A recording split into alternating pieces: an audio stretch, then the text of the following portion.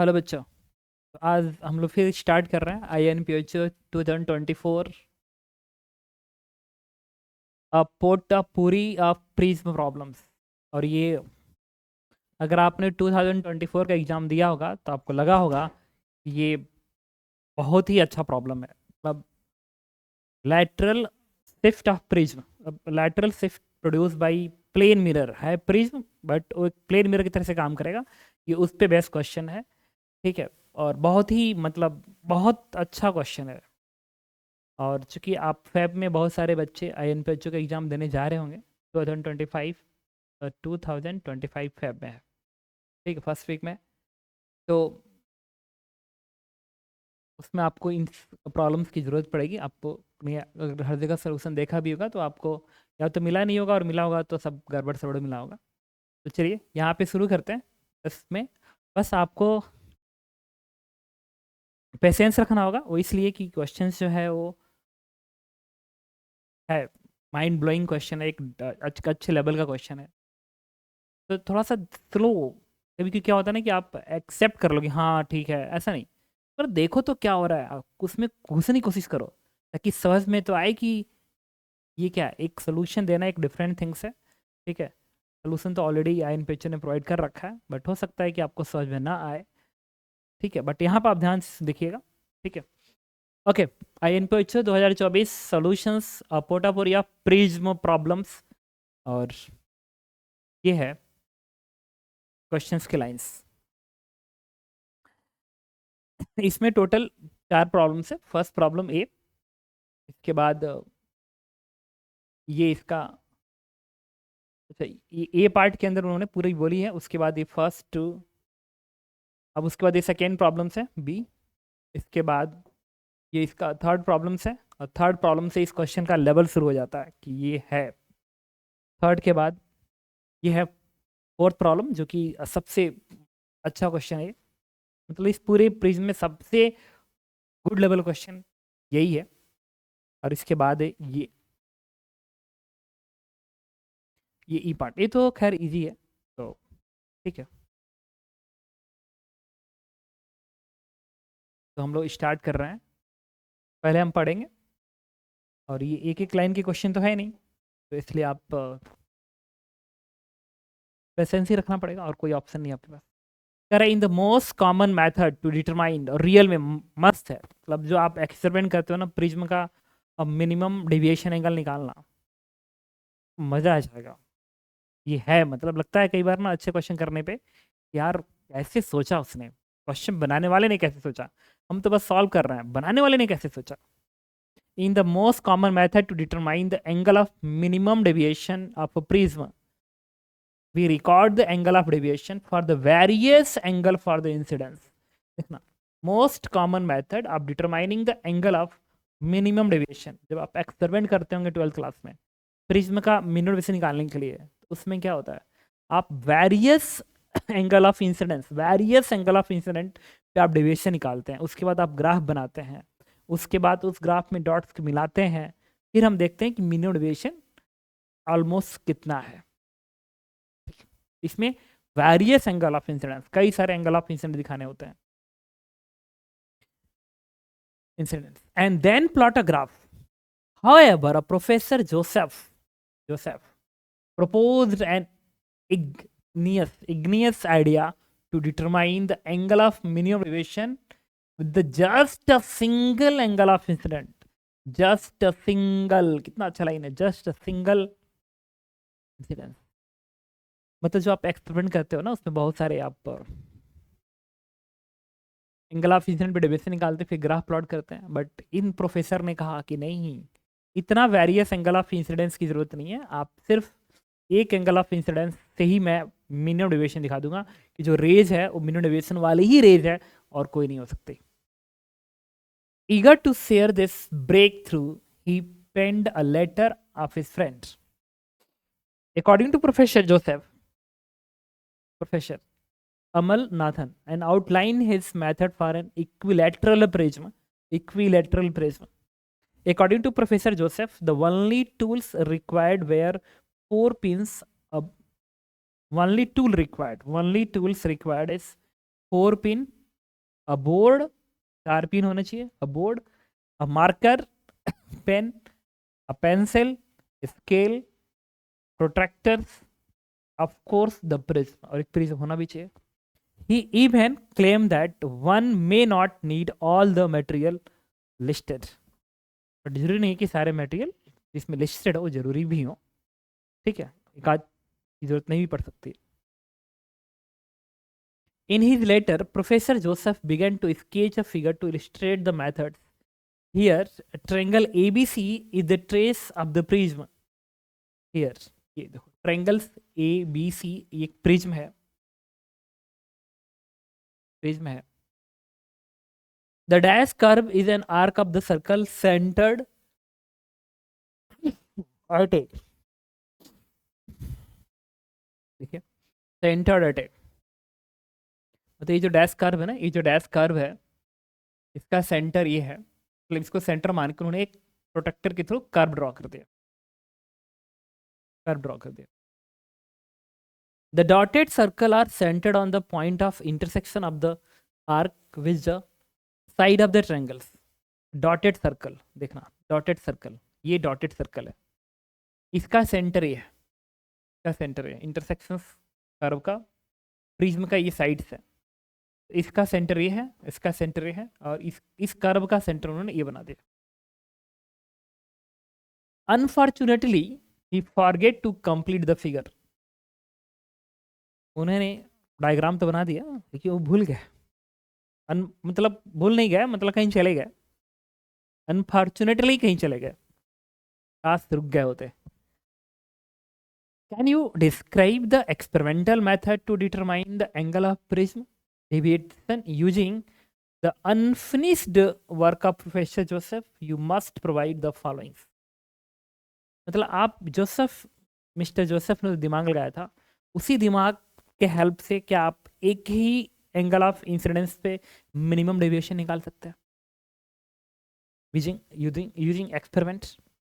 आपको क्या करना है, अ कंप्लीट रे diagram using the given figure. इस फिगर के सहायता से आपको एक कंप्लीट रे डायग्राम बनाना है. You may use the one already provided on the answer sheet या draw the fresh one. मतलब ये जो है ना, ये ऑलरेडी आपको आंसर सीट में प्रोवाइड किया गया है, तो आप इसका डायरेक्ट यूज कर लीजिए या आप एक नया बना लीजिए, it is your choice. Outline of the essential experiment setup using the sum of all the equipment mention above and nothing more. कोई एक्स्ट्रा नहीं लेना है. Use the detail answer sheet for this. ठीक है, तो इस डायग्राम के सहायता से आपको एक ऐसा रेस बनाना है जो मिनिमम डेविएशन को रिप्रेजेंट करे. आपके पास क्या है, 4 पिन है, दूसरा प्रोटेक्टर उन्होंने दे रखा है, एक प्रिज्म दे रखा है, स्केल दे रखा है, देखिए यहाँ पे लिखा हुआ उन्होंने. और हमें जो जरूरत पड़ेगी ना, बताता हूँ किस किस की जरूरत पड़ेगी. फिलहाल हमें अभी जरूरत पड़ेगी एक पेंसिल की जरूरत पड़ेगी, एक स्केल की जरूरत पड़ेगी, प्रोटेक्टर की जरूरत नहीं पड़ेगी हमें, 4 पिन की जरूरत पड़ेगी, बोर्ड चाहिए, एक प्रिज्म चाहिए. बस जिस पे मैंने डबल मार्क किया ना, ये डबल घेरा लगाया है, इसको मैंने घेरा लगाया है, हमें उसकी जरूरत पड़ेगी. बोर्ड चाहिए, प्रिज्म चाहिए, 4 पिन चाहिए, स्केल चाहिए, पेंसिल चाहिए, बाकी कुछ नहीं चाहिए. वो जो डायग्राम बना हुआ है बस ऑलरेडी पहले से बना हुआ है, हम उसका यूज़ करेंगे. चलिए मैं यूज़ करने जा रहा हूँ. किस तरीके से प्रैक्टिकल करें कि डेविएशन मिनिमम की इरेज है.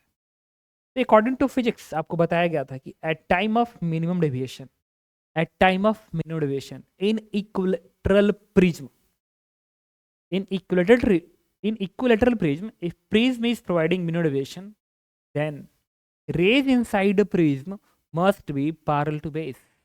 ये आप जानते हैं कि प्रिज्म के अंदर की जो रेज होती है वो बेस के पैरेलल होगी अगर ये इक्वल लेटेड ट्रायंगल है. तो इवन ये आइसोसेलेस से तो भी हो जाएगी अगर ये और ये बराबर लेंथ का है, तभी जो बीच की प्रिज्म होती है ना, बीच की जो रेज होती है वो इसके पैरेलल होगी, तभी जाके मिनिमम डेविएशन आएगा. तो आपके दिमाग में एक बात क्लियर है, और कहा गया है कि आपको एक ही रेस ड्रा करना है ड्यूरिंग एक्सपेरिमेंट, और मैं आपको एक्सपेरिमेंट करके भी दिखाऊंगा कि सही में ऐसा होगा. तो मैंने उस कॉन्सेप्ट को पकड़ लिया कि मुझे एक ही रेस दिखानी है, एक ही रेस दिखानी है. तो मैंने एक रेस के लिए मैंने आपसे ये कहा कि ये रेज ऐसी होनी चाहिए जो बेस के पैरेलल हो.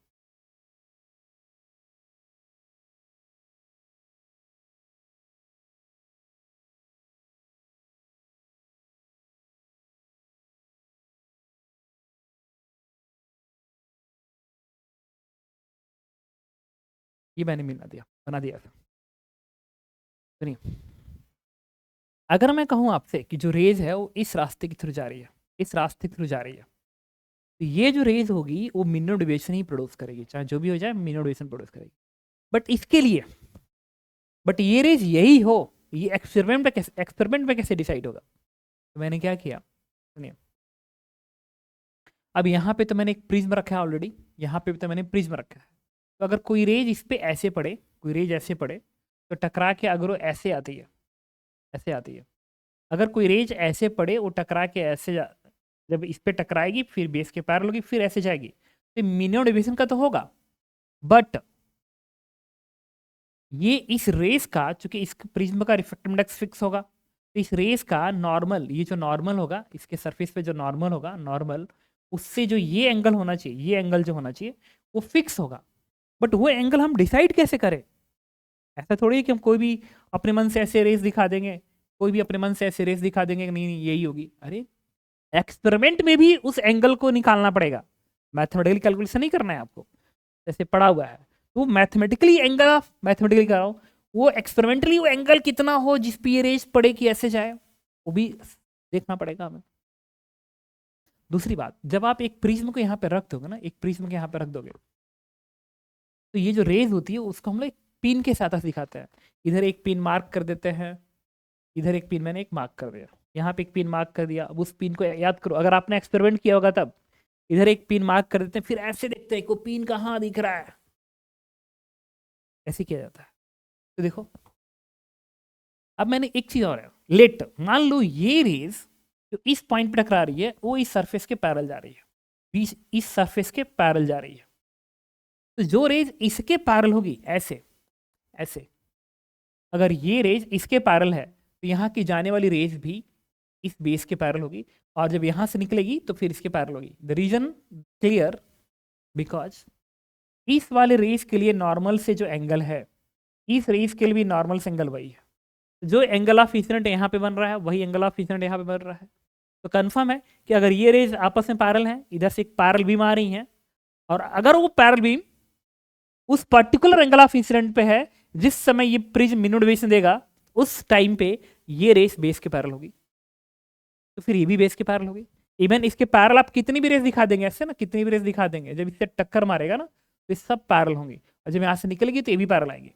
अब जो डेविएशन इस रेस से प्रोड्यूस होगा वही इससे प्रोड्यूस होगा, क्योंकि आप जानते हो, अगर अगर आपने प्रिज्म पढ़ा है सही से, तब कि जो डेविएशन होता है वो कुछ और नहीं, अगर मैं इसको आगे भगा दूं, इसको आगे भगा दूं, this is the deviation produce by prism, this is the deviation produce by prism. और ये जितनी भी रेज हैं सब हमको पिन के साथ से दिखाना है, पिन के साथ से दिखाना है।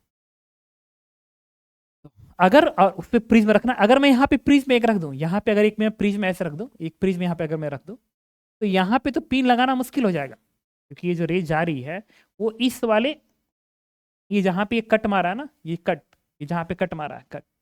और एक और बात, ये इसको सेंटर मान के ये जो कर्व बनाया गया ना, ये जो कर्व बनाया गया है उसमें अगर मैं इसको और इसको आपस में मिला दूं, ये रेज इस बेस के मस्ट भी पैरेलल होगी। क्यों? क्योंकि आपने इसको सेंटर मान के ऐसे खींचा है, तो ये तो आइसोसेलेस ट्रायंगल बना दिया इसको, तो फिर इसको जब मिलाएंगे तो ये इसके पैरेलल होगी, होनी भी चाहिए। ठीक है, तो यहाँ पे तो मैं पिन लगा ही नहीं सकता ना। द प्रॉब्लम दिस की प्रिज्म आप ऐसे रखोगे, फिर यहाँ पे पिन अगर लगा दिए, यहाँ पे अगर तूने पिन यहाँ लगा दिया, यहाँ पिन लगा दिया, तो फिर इसमें प्रिज्म रखना मुश्किल हो जाएगा। या तो हल्का सा इसके इधर करो या हल्का सा इसका इधर करो, तब आप प्रिज्म इसमें रख पाएंगे।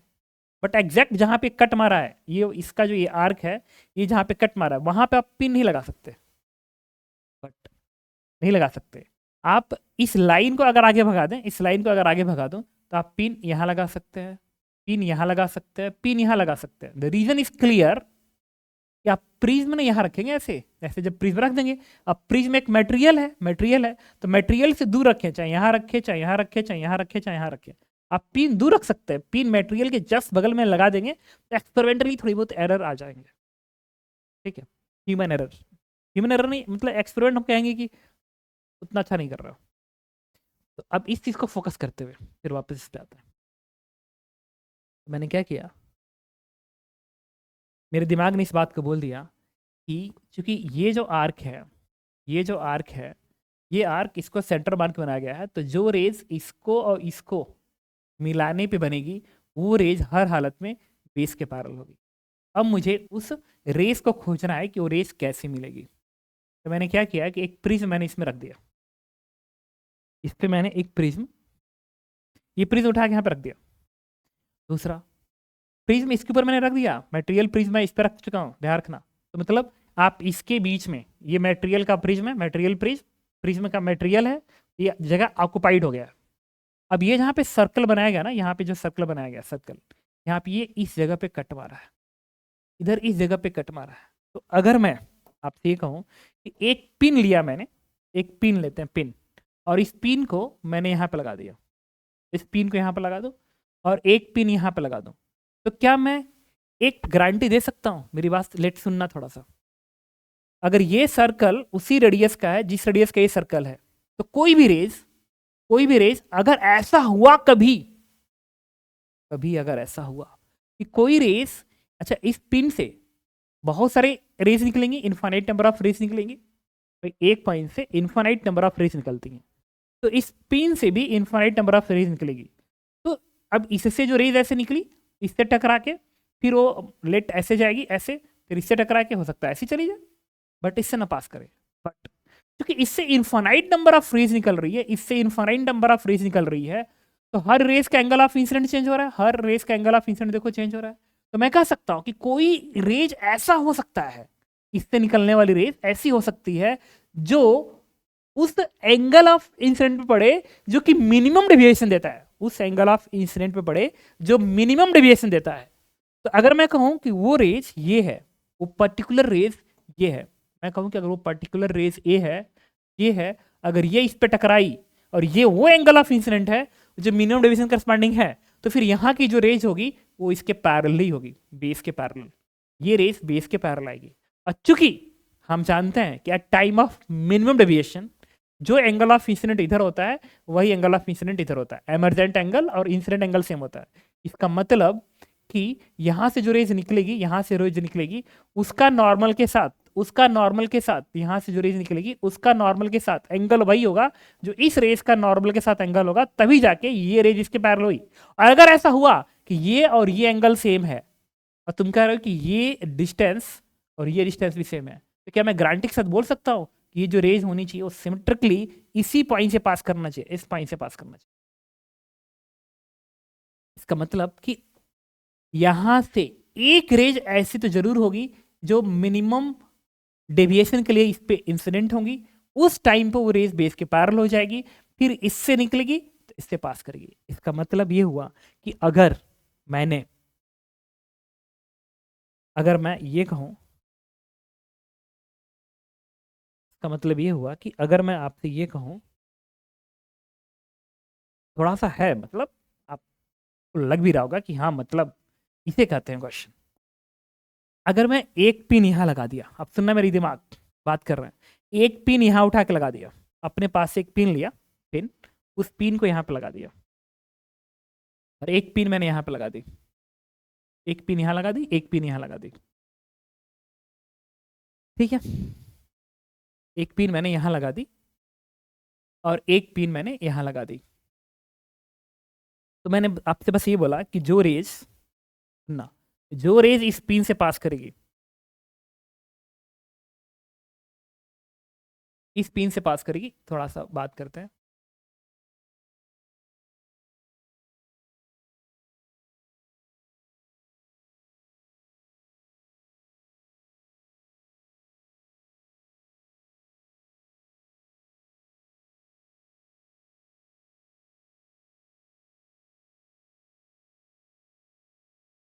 जो रेज इस पिन से पास करे, उसके बाद वो रेज ऐसे आए, इस बेस के पैरेलल हो जाए, इसके बाद अगर ये रेज यहां से निकली, 1 सेकेंड हमारा पैरेलल नहीं दिख रहा है, थोड़ा सा ध्यान से सुनना, ये है फिजिक्स, इसीलिए फिजिक्स है, ये ऐसे है, जो रेज यहां से निकलेगी वो टकरा के एग्जैक्ट इसी पॉइंट से पास करेगी।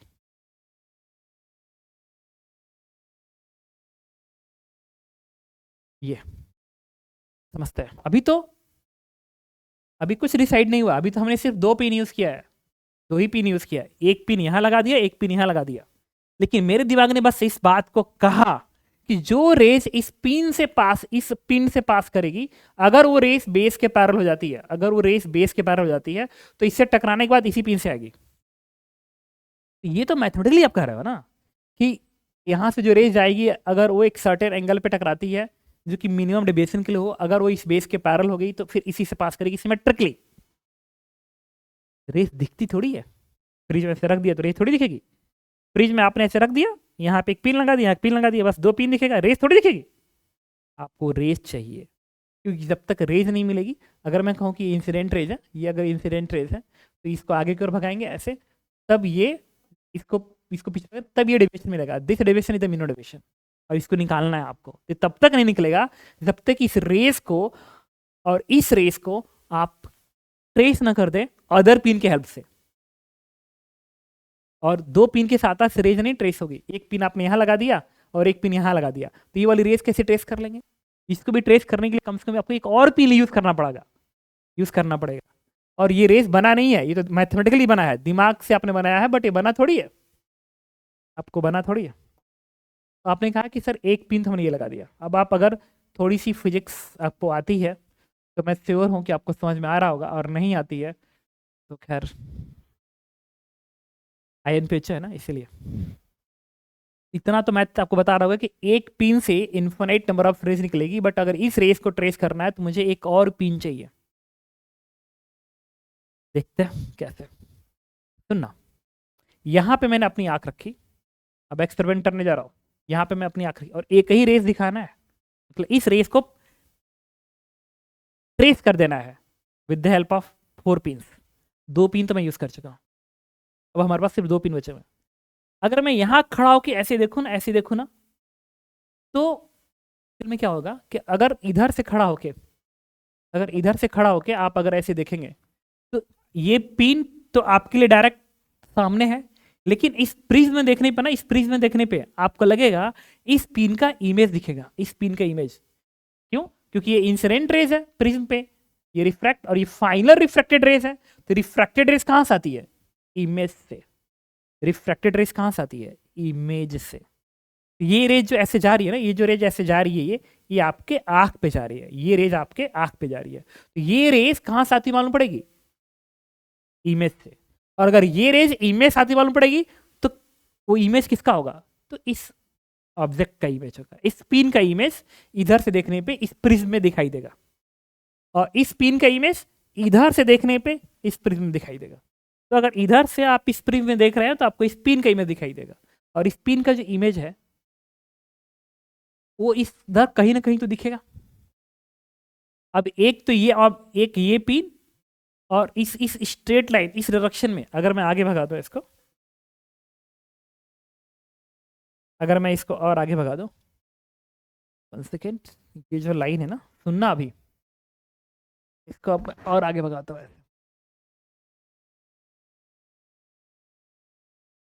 ये इसको और आगे भगा दूं, तो अगर मैं इधर से देखूंगा तो मुझे लगेगा कि जो पिन है, ये पिन वो इस लाइन में, अगर मैं इधर से देख रहा हूं इस पिन को मिलाते हुए, अगर आप इधर देखेंगे इधर, तो अब आपकी आंख यहाँ पे है ना, डायरेक्ट आपकी आंख यहाँ भी हो सकती है। अगर आपकी आंख यहाँ पे हुई तो इस पिन का इमेज इसमें कहीं और दिखेगी, इस लाइन पे नहीं दिखेगी। क्यों? कारण बताता हूँ। इस आंख पे जो रेस गई होगी इस पिन से, वो रेस ऐसे गई, फिर ऐसे टकराई, फिर ऐसे आंख पे आई, ये पीछे भागाओगे तो ऐसे बढ़ेगा ना, तो इमेज इधर दिखेगी, उसी पिन का इमेज। तो इस पर्टिकुलर पिन का इमेज सिर्फ यही नहीं दिखेगी, इधर भी दिखेगी। क्यों? क्योंकि इससे इनफाइनाइट नंबर ऑफ इंसिडेंट्स निकल रही हैं, हर एंगल का एंगल ऑफ इंसिडेंट्स अलग अलग है, हर रेस का एंगल ऑफ इंसिडेंट अलग अलग है, और हर रेस का रिफ्रैक्टेड रेस, इसका इधर है, इसका इधर है। तो अगर आंख आपको इस पिन के जस्ट बगल में, अगर ये जो आंख है ना, ये जो आंख है, ये जो आंख है, ये जो आंख है, अगर जस्ट इस यहाँ पे खड़ा है, अगर ये आंख जस्ट यहाँ पे खड़ा है और आप उसको ऐसे देख रहे हो, तो कंफर्म है कि वो इस लाइन में दिखेगी। और यहीं पे नहीं, यहाँ भी खड़े हो, तो और इस पिन को इस पिन को देख रहे हो तो हो सकता है कि इसी पिन हो सकता है क्या होगा ही होगा इस पिन के डायरेक्शंस में कोई कहीं ना कहीं इसका इमेज दिखाई देगी, कहीं ना कहीं इसका इमेज दिखाई देगी। और वो इमेज और दो चीजें हमेशा एक लाइन पे होती हैं, दो point is always form a line. Mathematics में एक पॉइंट है ये हमेशा एक लाइन फॉर्म करेगी, एक पॉइंट है हमेशा एक लाइन फॉर्म करेगी। तो मैं कह सकता हूँ कि अगर तुम यहाँ से देख रहे हो तो इसका इमेज इस लाइन में कहीं इधर दिखेगा, इसका इमेज यहाँ कहीं दिखेगा। अब अगर इस लाइन में आपने एक यहाँ पे पिन लगा दिया, यहाँ पे पिन लगा दिया, ऐसे देखते हुए, ऐसे देखते हुए देखा, अब वो जहाँ दिख रहा है ना, और आपकी आँख, आपकी आँख, आपकी आँख और वो जहाँ दिख रहा है उस लाइन में एक पिन ऐसे लगा दीजिए। ऐसे लगाएंगे तो लगेगा कि वो अलग है, लेकिन अगर आँख, आपकी आँख और ये इस लाइन में एक पिन लगा देंगे तो आपको लगेगा कि ये और ये एक ही लाइन में है। द सेम वे मैं कह सकता हूँ इसमें।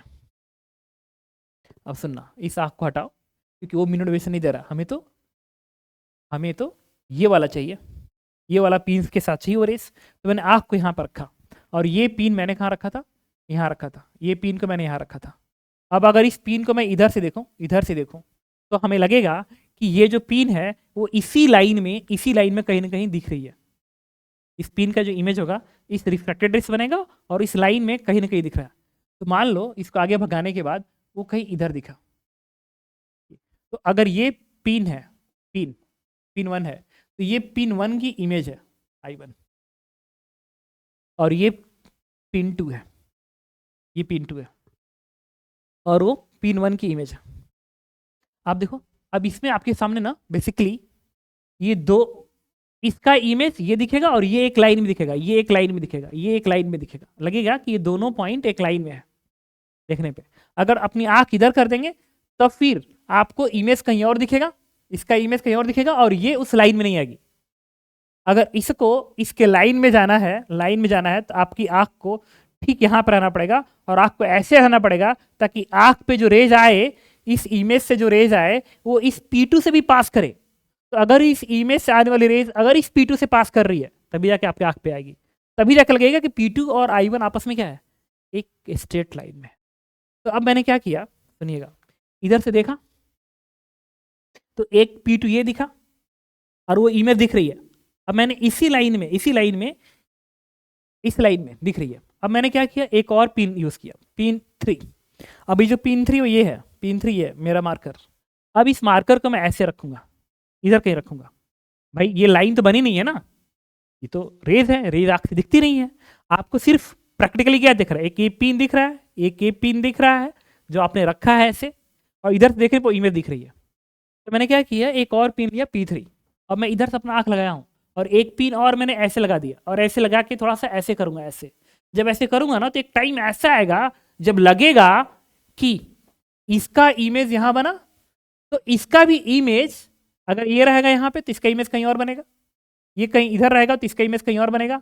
लेकिन जिस वक्त ये पिन इस लाइन पे आ जाए, इस पे आ जाए, तो इधर से देखने पे लगेगा कि इस पिन का जो इमेज है I3, इस पिन का जो इमेज है और ये जो एक्चुअल पिन है वो तीनों एक लाइन में नजर आएंगे।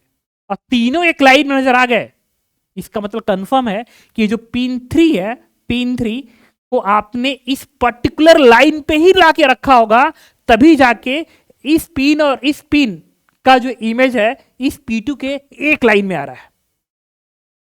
समझ गए बात को, कि इससे जो इंसिडेंट रेज गई जब इससे रिफ्रैक्ट हुई तो ऐसे निकली।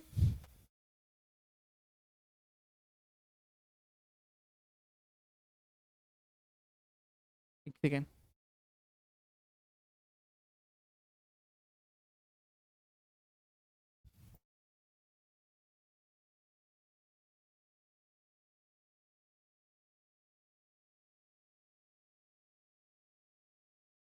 तो मैं यही कर रहा था कि आपने यहाँ पे एक पिन लगा दिया, दैट इज P1, और इसका इमेज आपने यहाँ दिखा दिया, दैट इज इमेज 1। और अगर आपने एक पिन यहाँ लगा दिया, एक पिन यहाँ लगा दिया P2, तो उस केस में जब इसका इमेज होगा वो यहाँ दिखेगा ऐसे, I2 ऐसे दिख रहा है, I3 या P3 है ना, थर्ड पिन है तो I3 ऐसे। अब और ये हमारा पिन P2 है। मैंने आपसे कहा था कि ये I3 I1 और ये P2 I3 I1 और ये P2 तीनों एक लाइन में, तीनों एक लाइन में तभी दिखेंगे जब, ओके अच्छा इसमें ना आपके दिमाग में एक बात जरूर आ रही होगी कि सर इस P1 के इमेज आपने तो यहाँ बना दिया, बट P3 के इमेज आप इसके इधर बनाया, आगे क्यों नहीं बनाया? एक्चुअली में रिफ्रैक्शन की प्रॉपर्टी है, रिफ्रैक्शन में ऑब्जेक्ट जिस डायरेक्शन में मूव करता है उसका इमेज भी उसी डायरेक्शन में मूव करता है। तो सुनना, अगर ये P1 ऑब्जेक्ट है, उसका इमेज यहाँ बन रहा है, तो अगर P1 जो ऑब्जेक्ट है उसको अगर आप दूर कर रहे हैं, इस लाइन में अगर दूर कर रहे हैं, तो रिफ्रैक्शन भी अवे होगा, तो वो डायरेक्शन मूवमेंट सेम होता है। जैसे कि अगर तुम P3 पे हो, P3 पे और इमेज यहाँ बन रहा, यहाँ बन रहा है, तो अगर तुम ऐसे जा रहे हो ना, आगे को जा रहे हो, तो उसका इमेज भी उसी डायरेक्शन में ऐसे ट्रेवल करेगा, उसी डायरेक्शन में ट्रेवल करेगा। तो अगर ये P1 है तो उसका इमेज I1 है, तो अगर ये P3 इधर दिखाया तो उसका इमेज वहाँ दिखेगा। ये रिफ्रैक्शन की प्रॉपर्टी है। तो आप समझ रहे होगे कि जिस डायरेक्शन में ऑब्जेक्ट मूव करता है, इमेज उसी डायरेक्शन में मूव करता है। ये आपको रिफ्रैक्शन में पढ़ाया गया था। तो चलिए, तो मैंने आपको ये कहा कि जब यहाँ पे आँख रख के जब आप ऐसे देखेंगे तो इस P1 की इमेज I1 है और इस P3 का इमेज I3 भी, I3 I1 और P2 ये तभी कोलिनियर होंगे जब ये P3 वाला पिन एग्जैक्ट इस लाइन पे आया हो, जो कि दिख नहीं रही है, एग्जैक्ट इस लाइन पे आया। अगर इसको आपने इधर कर दिया, ऐसे कर दिया, अगर आपने इसको ऐसे कर दिया, तो अगर इसको ऐसे किया तो ये इसी डायरेक्शन में घूमेगा, सेम सेंस में घूमेगा, रिफ्रैक्शन की प्रॉपर्टी, इधर ही घूमेगा उधर ही घूमेगा। तो अगर ये ऐसे घुमा तो ये थोड़ा सा ऐसे आएगा, ऐसे उसी सेंस में ऊपर जाएगा। ठीक है, तो जब आपने इधर से देखा तो आपको लगा कि ये पिन का इमेज ये दोनों है, और ये दोनों इसके साथ कोलिनियर तभी बनेंगे जब ये P3 इस पर्टिकुलर लाइन पे है। तो आपने इधर से देख के फिर देखा कि जैसे ही P3 वाला कोलिनियर हुआ, P3 वाला ऐसे घुमा रहे हो, जैसे ही लगा रहा है ये तो तीनों को दोनों इमेज और ये P2 कोलिनियर हो गया, आपने इसको ऐसे यहाँ पे मार्क कर दिया, मार्क करके ऐसे प्रेस करके अब हट गया। अब आपको एक पिन ये मिल गया, एक पिन ये मिल गया। जब भी दो पिन मिल जाए तो स्ट्रेट लाइन ड्रॉ करना आसान है, दोनों को मिला के ड्रॉ कर दें। अब यहाँ दो पिन मिल गए, अब मुझे इधर बनाना है दो पिन, वही चीज़ देखना है। तो फिर जो चीज़ मैं इधर से देख रहा था वही चीज़ मैं इधर से देखूंगा, ऐसे देखूंगा, और एक पिन और लूंगा, एक पिन और उसको ऐसे दिखाऊंगा ऐसे। इधर से देखने पे मुझे इस P2 का इमेज दिखेगा। अब ये P2 का जो इमेज है वो P2 के लिए, P2 ऑब्जेक्ट है तो ये इंसिडेंट रेस, ये रिफ्रैक्टेड रेस। तो इसको जब पीछे बढ़ाओगे ना, जब आप इसको पीछे बढ़ाओगे, जब आप इसको पीछे भगाओगे, 1 सेकेंड,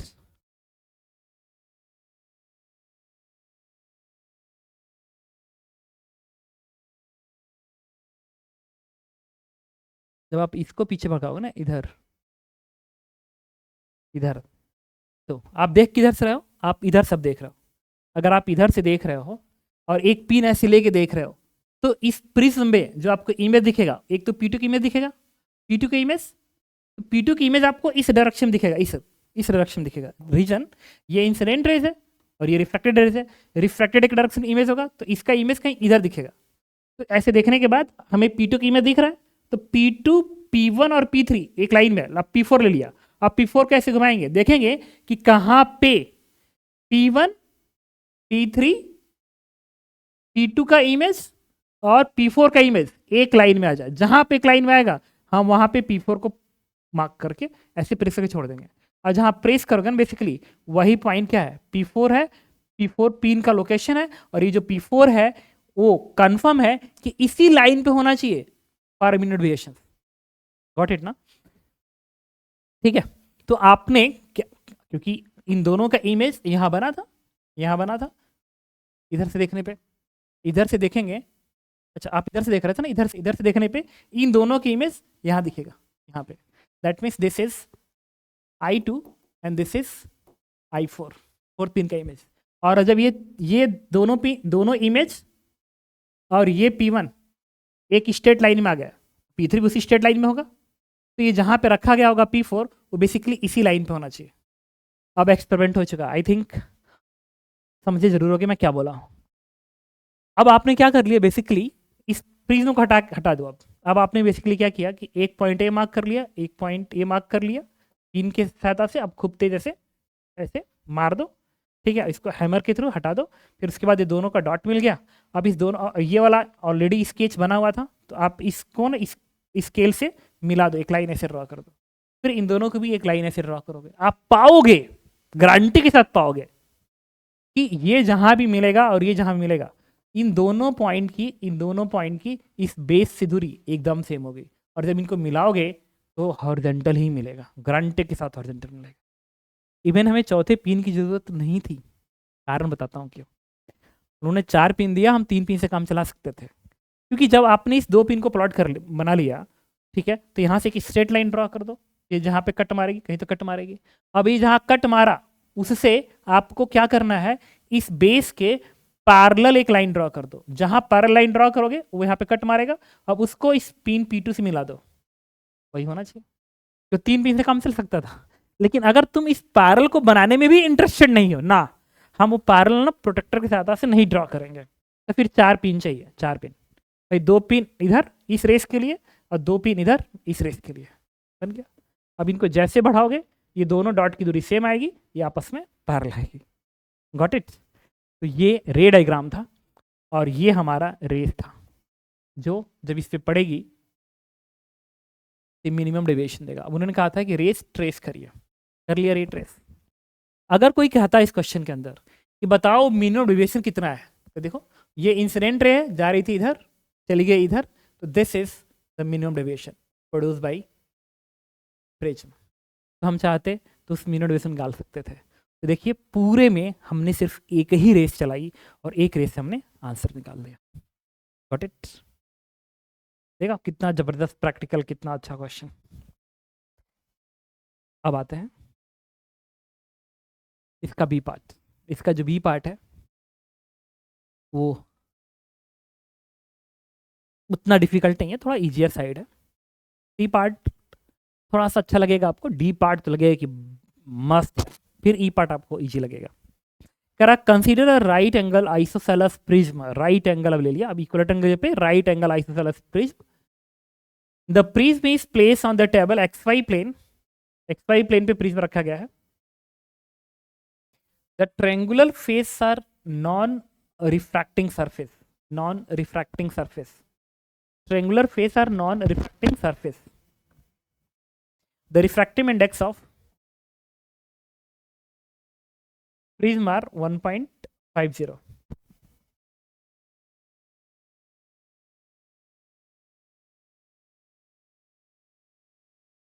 AB बराबर AC बराबर AD बराबर 1 minutes.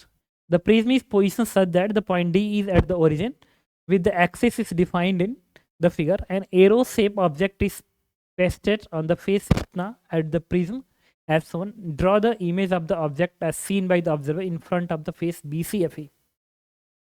देखिए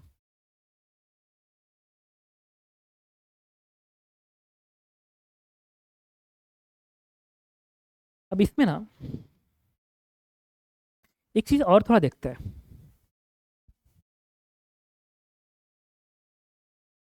ओके तो देखिए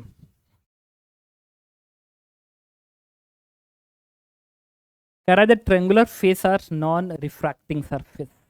तो ट्रेंगुलर सरफेस से रिफ्रैक्शन नहीं हो रहा है, ठीक है, उन्होंने लिख रखा है, बट रिफ्रैक्टिव इंडेक्स 1.5 देने का कोई खास यहाँ पे नीड नहीं है, जब वो कह रहा है कि ट्रेंगुलर सरफेस से रिफ्रैक्शन नहीं होगा। The prism is position such that the point D is at origin. Prism को ऐसे प्लेस करना है कि जो डी है ना, ये ओरिजिन की तरफ से ट्रीट करे। ये एक्स एक्सिस है, ये वाई एक्सिस और ये जेड एक्सिस है। अब ये जो ट्रेंगुलर सरफेस है ना, वो सही से देखो तुम, तो इस तरीके से बना हुआ है। ये है, ये इस तरीके से बनाया गया है, ऐसे बनाया हुआ है। ये प्रिज्म ऐसे बना हुआ,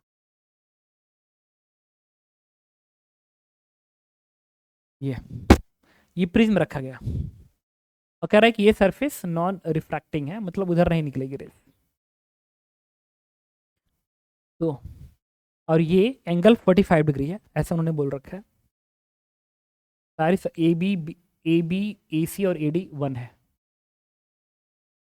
1 है और ये राइट एंगल आइसोसेलेस प्रिज्म है। तो आइसोसेलेस प्रिज्म अगर ये 90 डिग्री है, देखो दिखाई भी रखा है, और ये 1 है, ये 1 है, तो ये कन्फर्म है कि 45 डिग्री रहा होगा। तो this angle is 45 and this angle is again 45 degree. अब कह रहा है कि अगर एक प्रिज्म को मैंने ऐसे रखा है, अगर एक प्रिज्म को ऐसे रखा है, प्रिज्म को ऐसे रखा है जिसका ओरिजिन डी पे है, ठीक है, और एक ऑब्जेक्ट को मैंने इस सरफेस के पैरेलल ऐसे रख दिया, ऐसे रख दिया। कह रहा है कि अगर उसको आप किधर से देख रहे हैं, B C F E, B C F E, B C F E, अगर आपने यहाँ पे एक ऑब्जेक्ट रख दिया, ऐसे रख दिया, और इधर से आप ऐसे देख रहे हैं, ऐसे देख रहे हैं, ऐसे देख रहे हैं, तो आपको इमेज कैसा दिखेगा? आपको इमेज कैसा दिखेगा? द फर्स्ट थिंग इज,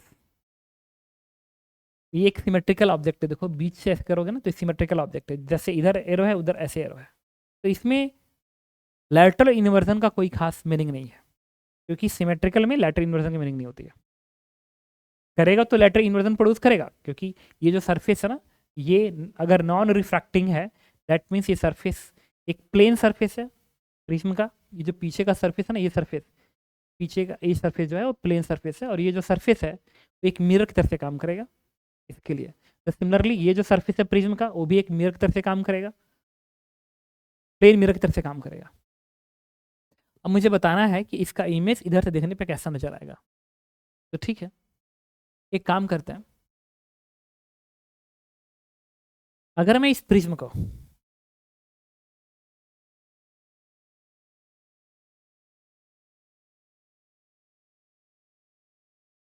अगर मैं इस प्रिज्म को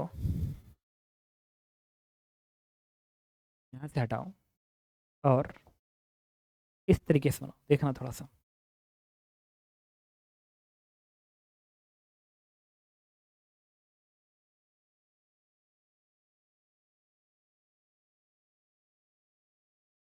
ऐसा प्रिज्म बना दो जिसमें ये एंगल 45 डिग्री है।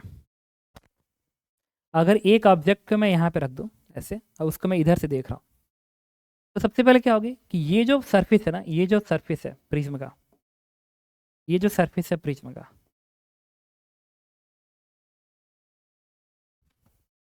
तो बड़ा ही कर देता है।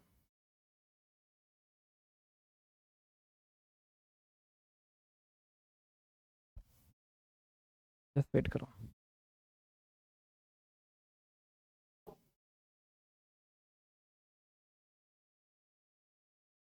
देखते हैं। अगर मैं इसको बड़ा बनाऊँ ऐसा,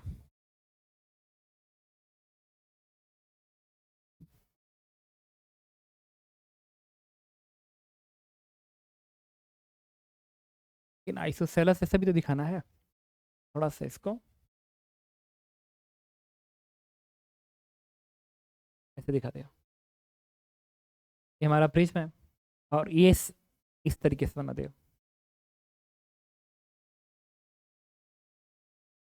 इसमें अगर मैं इसको ऐसे खींचूं,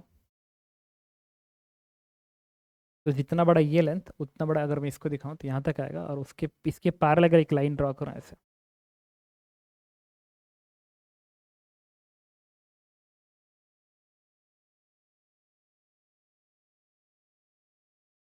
ऐसे दिखेगा।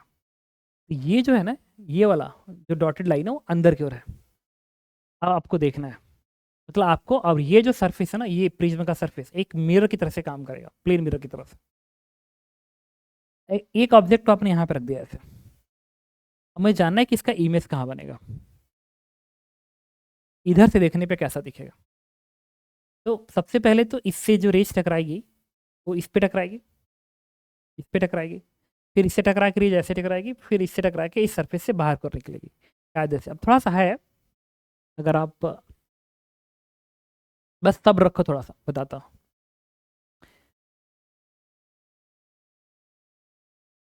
फिर मैं 3D को सामने लाने में थोड़ी सी दिक्कत हो रही है, बट इसको भी समझा लूंगा, बस आपको थोड़ा सब्र रखना है। सुनिएगा, अब इस ना 2D के 2D सरफेस को एक बार बनाते हैं। इस 2D सरफेस को मैं ऐसे बना रहा हूँ,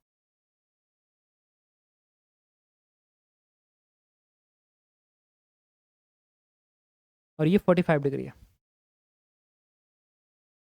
अब ये जो सरफेस है ना, ये एक मिरर की तरह से काम करेगा, ये सरफेस एक मिरर की तरह से काम करेगा। अब अगर ये जो प्रिज्म है ना, अगर उसको ऊपर से देखते हैं ना ऐसे, अगर इसको ऊपर से देखते तो ये एक ऐसा दिखेगा मिरर की तरह से। वैसे ये नॉन रिफ्रैक्टिंग है तो ये भी एक मिरर की तरह से दिखेगा, प्लेन मिरर बनेगा। और ये जो लाइन है वो ऐसी दिखेगी। तो अगर टॉप से देखोगे तो आपको ये बस दिखेगा ऐसा, और ये जो है ना ये एक पॉइंट जैसा दिखेगा। अगर ऊपर से देखो, देखो इस प्रिज्म को, अगर अगर ये प्रिज्म ऐसा है, इसको ऊपर से देखोगे ना ऐसे, तो ये एक मिरर दिखेगा, एक मिरर ये दिखेगा, और एक लाइन ये दिखेगा। तो ये 3 लाइन दिखेंगी। और ये जो ऐसे लगा हुआ है ना, जब इसको तुम ऊपर से देखोगे ऐसे तो लगेगा कि ये क्या है, डॉट है, एक डॉट नजर आएगा। तो ये एक डॉट नजर आएगा ऐसे, ऐसे बेसिकली डॉट नजर आएगा। अब फर्स्ट रे को समझते हैं क्या होगा। यहाँ से रेज जो जाएगी वो इस पे ऐसे टकराएगी, टकरा की रेज यहाँ से रिफ्लेक्ट होगी, फिर यहाँ से रिफ्लेक्ट होगी, फिर इस पे आएगी, फिर ये ऐसे आएगी। अभी एनसीईआरटी में ना ये डायग्राम बना हुआ ऑलरेडी, अगर देखोगे एनसीईआरटी में तो उसमें है। अभी हॉरिजॉन्टल क्यों गई उसका कारण बता रहा हूँ। ये राइट एंगल प्रिज्म है आइसोसेलेस, तो ये 45 डिग्री होगा। अगर ये 45 तो भी 45 होगा। तो अगर ये 45 है तो भी 45 होगा, क्योंकि रिफ्लेक्शन की प्रॉपर्टी है कि जो एंगल ये वही एंगल ये 45 ये 45 तो 90 डिग्री बन गया। अगर ये 90 बन गया तो ये जो रेज जाएगी वो इस बेस के पैरेलल जाएगी। फिर वैसे ही अब ये 45 है, ये भी 45 होगा, तो फिर ये भी 45 होगा, क्योंकि ये 45 तो ये 45 होगा। गॉट इट ना। तो अगर ये 45 हो गया तो ये 90 होना चाहिए, मतलब ये रेज जैसे जाओ ऐसे जाएगी। अब इसको दोबारा बता दो, क्योंकि ये रेज यहाँ से जाएगी और ये तुम कह रहे हो कि 45 है और ये 90 है, तो बनेगा 45 डिग्री। तो जो ये ग्लैंस एंगल होता है, जितना एंगल ये होगा उतना एंगल ये होगा। तो अगर ये भी 45 ये भी 45, दैट मीन्स ये 90 होना चाहिए, क्योंकि पूरा 180 बनेगा। अगर ये 90 हो गया दैट मीन्स ये जो रेज जाएगी वो इस सरफेस के पैरेलल जाएगी। जब पैरेलल जाएगी तो ये 45 हो, ये 90 है, तो भी क्या बनेगा 45। और अगर ये 45 बन गया तो ये ग्लैंस एंगल आपस में बराबर हो जाएंगे। अगर आपस में बराबर हो गया तो भी 45 बनेगा। अगर ये 45 हो गया और ये क्या है 45 है ऑलरेडी, इसका मतलब 90 बनेगा। इसका मतलब ये जो रेज है इससे रिफ्लेक्ट होने के बाद वो ऐसे आएगी। ये तुम्हें समझ में आ गया कि यहाँ अगर ये है तो उसका इमेज यहाँ, अगर आपकी आँख है यहाँ पे, अगर आपकी आँख यहाँ पे ऐसे है, अगर आप ऐसे देख रहे हैं, अगर ऐसे देख रहे हैं तभी जाके इसमें दिखेगी। और इसमें वो कैसा दिखेगी, यहाँ पे आँख रखने के बाद दिखेगी, ऐसे दिखेगी। ठीक है, और इस रेज से ही बनेगा। अब क्वेश्चन ये है, सुनना मेरी बात, तो इसका जो इमेज बना, इसका इमेज इस मिरर में दिखेगी। ठीक है, थोड़ा बहुत ही बात समझ में आ ही रही है अभी। अब एक पॉइंट पे और आते हैं कि इन्होंने कहा है कि नॉन रिफ्रैक्टिंग है। ये थोड़ा समझ लेते हैं कि नॉन रिफ्रैक्टिंग क्यों है, क्यों कह रहा है कि ये सरफेस रेज रिफ्रैक्ट इधर नहीं करेगी। तो एक चीज देखना थोड़ा सा, हालांकि वो TIR हो रहा होगा इसकी वजह से, बट अभी हम अपने क्वेश्चंस पे आते हैं थोड़ा सा। सबसे पहले तो मुझे ये पता है, पढ़ाया गया हमको कि इस प्लेन मिरर में ये ऑब्जेक्ट रोल प्ले कर रहा है, तो इसका इमेज कहाँ बनेगा। तो प्लेन मिरर की खासियत है कि जितना दूरी पे ऑब्जेक्ट प्लेन मिरर होता है, इमेज उतना ही दूरी पीछे होता है। इसका मतलब ये है कि अगर मैं इस मिरर को आगे की ओर भगा दूँ, ऐसे आगे की ओर भगा दूँ ऐसे, और ये ऑब्जेक्ट है, तो जितना दूरी इधर होगा, जितना दूरी इधर होगा, इधर एग्जैक्टली इतना ही दूरी पीछे, अगर हाथ से ऐसे बना दूँ उतना ही दूरी पीछे यहाँ इमेज बनेगा। और ये अगर ये है तो इसका इमेज यहाँ बनेगा, and that will be A', that will be A', वो A' की तरफ से काम करेगा। अब सुनना 1 सेकेंड, बट एक चीज और है, ये दूरी, लेकिन ये यहाँ पर रहेगा कि किस लोकेशन पर रहेगा ये भी समझना पड़ेगा ना। तो उसको समझने के लिए मैंने क्या किया, सुनना थोड़ा सा। ये एंगल कितना है 45 डिग्री है, तो आपको पता है कि अगर ये 45 डिग्री है और ये रिफ्लेक्टेड रेज है, तो ये 45 है, तो अगर मैं इसको आगे कर भगा दूं ऐसे ऐसे ऐसे, तो थोड़ा सा ना अभी हाथ की ज्योमेट्री का प्रॉब्लम है, हाथ की ज्योमेट्री का प्रॉब्लम है। ये आपको बताया गया था कि अगर ये मिरर ऐसे है और ये रिफ्रैक्टिंग सरफेस है और ये एंगल 45 डिग्री है, 45 डिग्री है, अगर एक ऑब्जेक्ट को आपने, ये 45 डिग्री है, तो अगर एक ऑब्जेक्ट को आपने यहाँ रखा, एक ऑब्जेक्ट को अगर यहाँ पर रखा ऑब्जेक्ट है, तो ये परपेंडिकुलर दिखाओगे, जितना दूरी उधर उतना दूरी इधर, इमेज यहाँ दिखेगा। अगर ये 45 है तो ये भी 45 बनना चाहिए, 45। इसका मतलब अगर ऑब्जेक्ट यहाँ पे है तो उसका इमेज यहाँ बनेगा, और अगर मैं उसको ये मिला दूँ, ऐसे मिला दूँ, ठीक है, तो ये एग्जैक्ट 90 डिग्री होनी चाहिए। अगर इस मिरर से ये वाली 45 डिग्री पे है तो इमेज 45 पीछे बनेगा। समझ रहे हो क्या बोल रहा हूँ? तो अगर ये चीज़ है, ये चीज़ है, तो मैं बोल सकता हूँ, अगर ये चीज़ है तो मैं दोबारा बोल सकता हूँ कि इसका जो इमेज है, इस ए का जो इमेज है ना, अगर ये इस मिरर के साथ 45 डिग्री पे है, अगर ये मिरर के साथ 45 पे है, इमेज 45 इधर कहीं बनेगा। तो ये सब हाथ का ना, ज्योमेट्रिकली हाथ का प्रॉब्लम है। और मैं बोलूँगा, अगर बेटर वे में बोलूँ इसको, बेटर में बोलूँ तो मैं कहूँगा वो इस तरीके से बनेगा कि ये 45 डिग्री पे है, और अगर आपने यहाँ पे ऑब्जेक्ट को रखा है, 1 सेकेंड, और ये जो पॉइंट ए है, कायदे से देखो ना, पॉइंट ए को उन्होंने एक तरह से, ये जो पॉइंट है ना, मैंने तो हालांकि इसको दूर बना दिया है, बट उन्होंने क्वेश्चन के अंदर, अगर सही से देखो, उन्होंने क्वेश्चन के अंदर क्या किया, ये जो एरो बनाया ना, इस रेक्टेंगुलर सरफेस पे ही, इस रेक्टेंगुलर सरफेस पे ही चिपका दिया है, ऐसे डिजाइन चिपका दिया है। तो जब तुम ऊपर से देखोगे ना, तो ये जो डॉट पॉइंट नजर आएगा वो यहाँ पे नजर आएगा, ऊपर से देखने पे यहाँ पे नजर आएगा। तो अगर वहाँ पे नजर आएगा, वहाँ पे नजर आएगा, तो ये रेक्टेंगुलर सरफेस इस तरीके से है। तो इसका मतलब ये जो हमारा डॉट है ना, वो यहाँ पे है। तो जितना दूरी इधर होगा एग्जैक्टली, और ये एंगल 45 डिग्री है, तो जो इसका इमेज बनेगा ना, इसको अगर मैं दिखाऊं ऐसे, अगर मैं इसको यहाँ दिखा दूँ, यहाँ दिखा दूँ यहाँ पे, तो मैं कहूँगा कि ठीक इसके सामने इमेज यहाँ कहीं नजर आएगा, ऐसे यहाँ नजर आएगा। तो अगर ये ऑब्जेक्ट ए है तो उसका इमेज यहाँ ए डैश आएगा, और ये एंगल क्या होना चाहिए, ये एंगल 45 डिग्री होना चाहिए, ये भी 45 डिग्री होगा, ताकि ये तुम्हें 180 पे दिखे। थिंक ये आपको समझ में आ ही रहा होगा मैं क्या बोलने की कोशिश कर रहा हूँ। ये बन गया यहाँ पे, तो इस ए का इमेज यहाँ बना। अब इससे, और जो रेज होगी, अगर मैं रेज दिखाऊं, ठीक है, तो ये रेज अगर मैं एक ऐसे दिखाऊं, तो मैं कहूँगा कि इससे जो रेज, जस्ट सुनना तुम 1 मिनट के लिए, अगर यहाँ से एक रेज ऐसे दिखाऊं ना ऐसे, तो ये इस लाइन पे आना चाहिए, ऐसे ऐसे। अगर एक रेज मैं ऐसे दिखा रहा हूँ तो इस तरीके से दिखाना चाहिए, और ये ऑब्जेक्ट है तो ये इसका इमेज है, और ये रेज इससे टकरा के ऐसे जा रही होगी, आगे की ओर जा रही होगी। तो मैं कहूँगा कि जो ए है उसका इमेज यहाँ बना, उसका इमेज यहाँ बना। और जब यही इस मिरर में, अगर मैं 90 पे दिखा दूँ, जब ये इससे टकराएगा इससे, तो ये जो सरफेस है ना, ये जो सरफेस है वो एक मिरर की तरह से दिखेगा। ठीक है, किसके लिए, इस इमेज, इसके लिए, क्योंकि ये रिफ्लेक्टेड रेस इससे आ रही है, तो ये इमेज इसके लिए बनेगा ऑब्जेक्ट। तो अब ये यहाँ पे है, तो जब इसमें दिखाएंगे तो जो इमेज बनेगा वो कितनी दूरी पे बनेगा, ये भी समझ लेते हैं। देखा, ये जो है ना, ई बी एंगल क्या है, 45 डिग्री है, ई बी एंगल 45 डिग्री है। इसका मतलब कि इस मिरर से जितना परपेंडिकुलर डिस्टेंस पे होगा, इस मिरर से, देखो इस मिरर से, इस मिरर से, इस मिरर से जितना परपेंडिकुलर इधर, उतना परपेंडिकुलर इधर।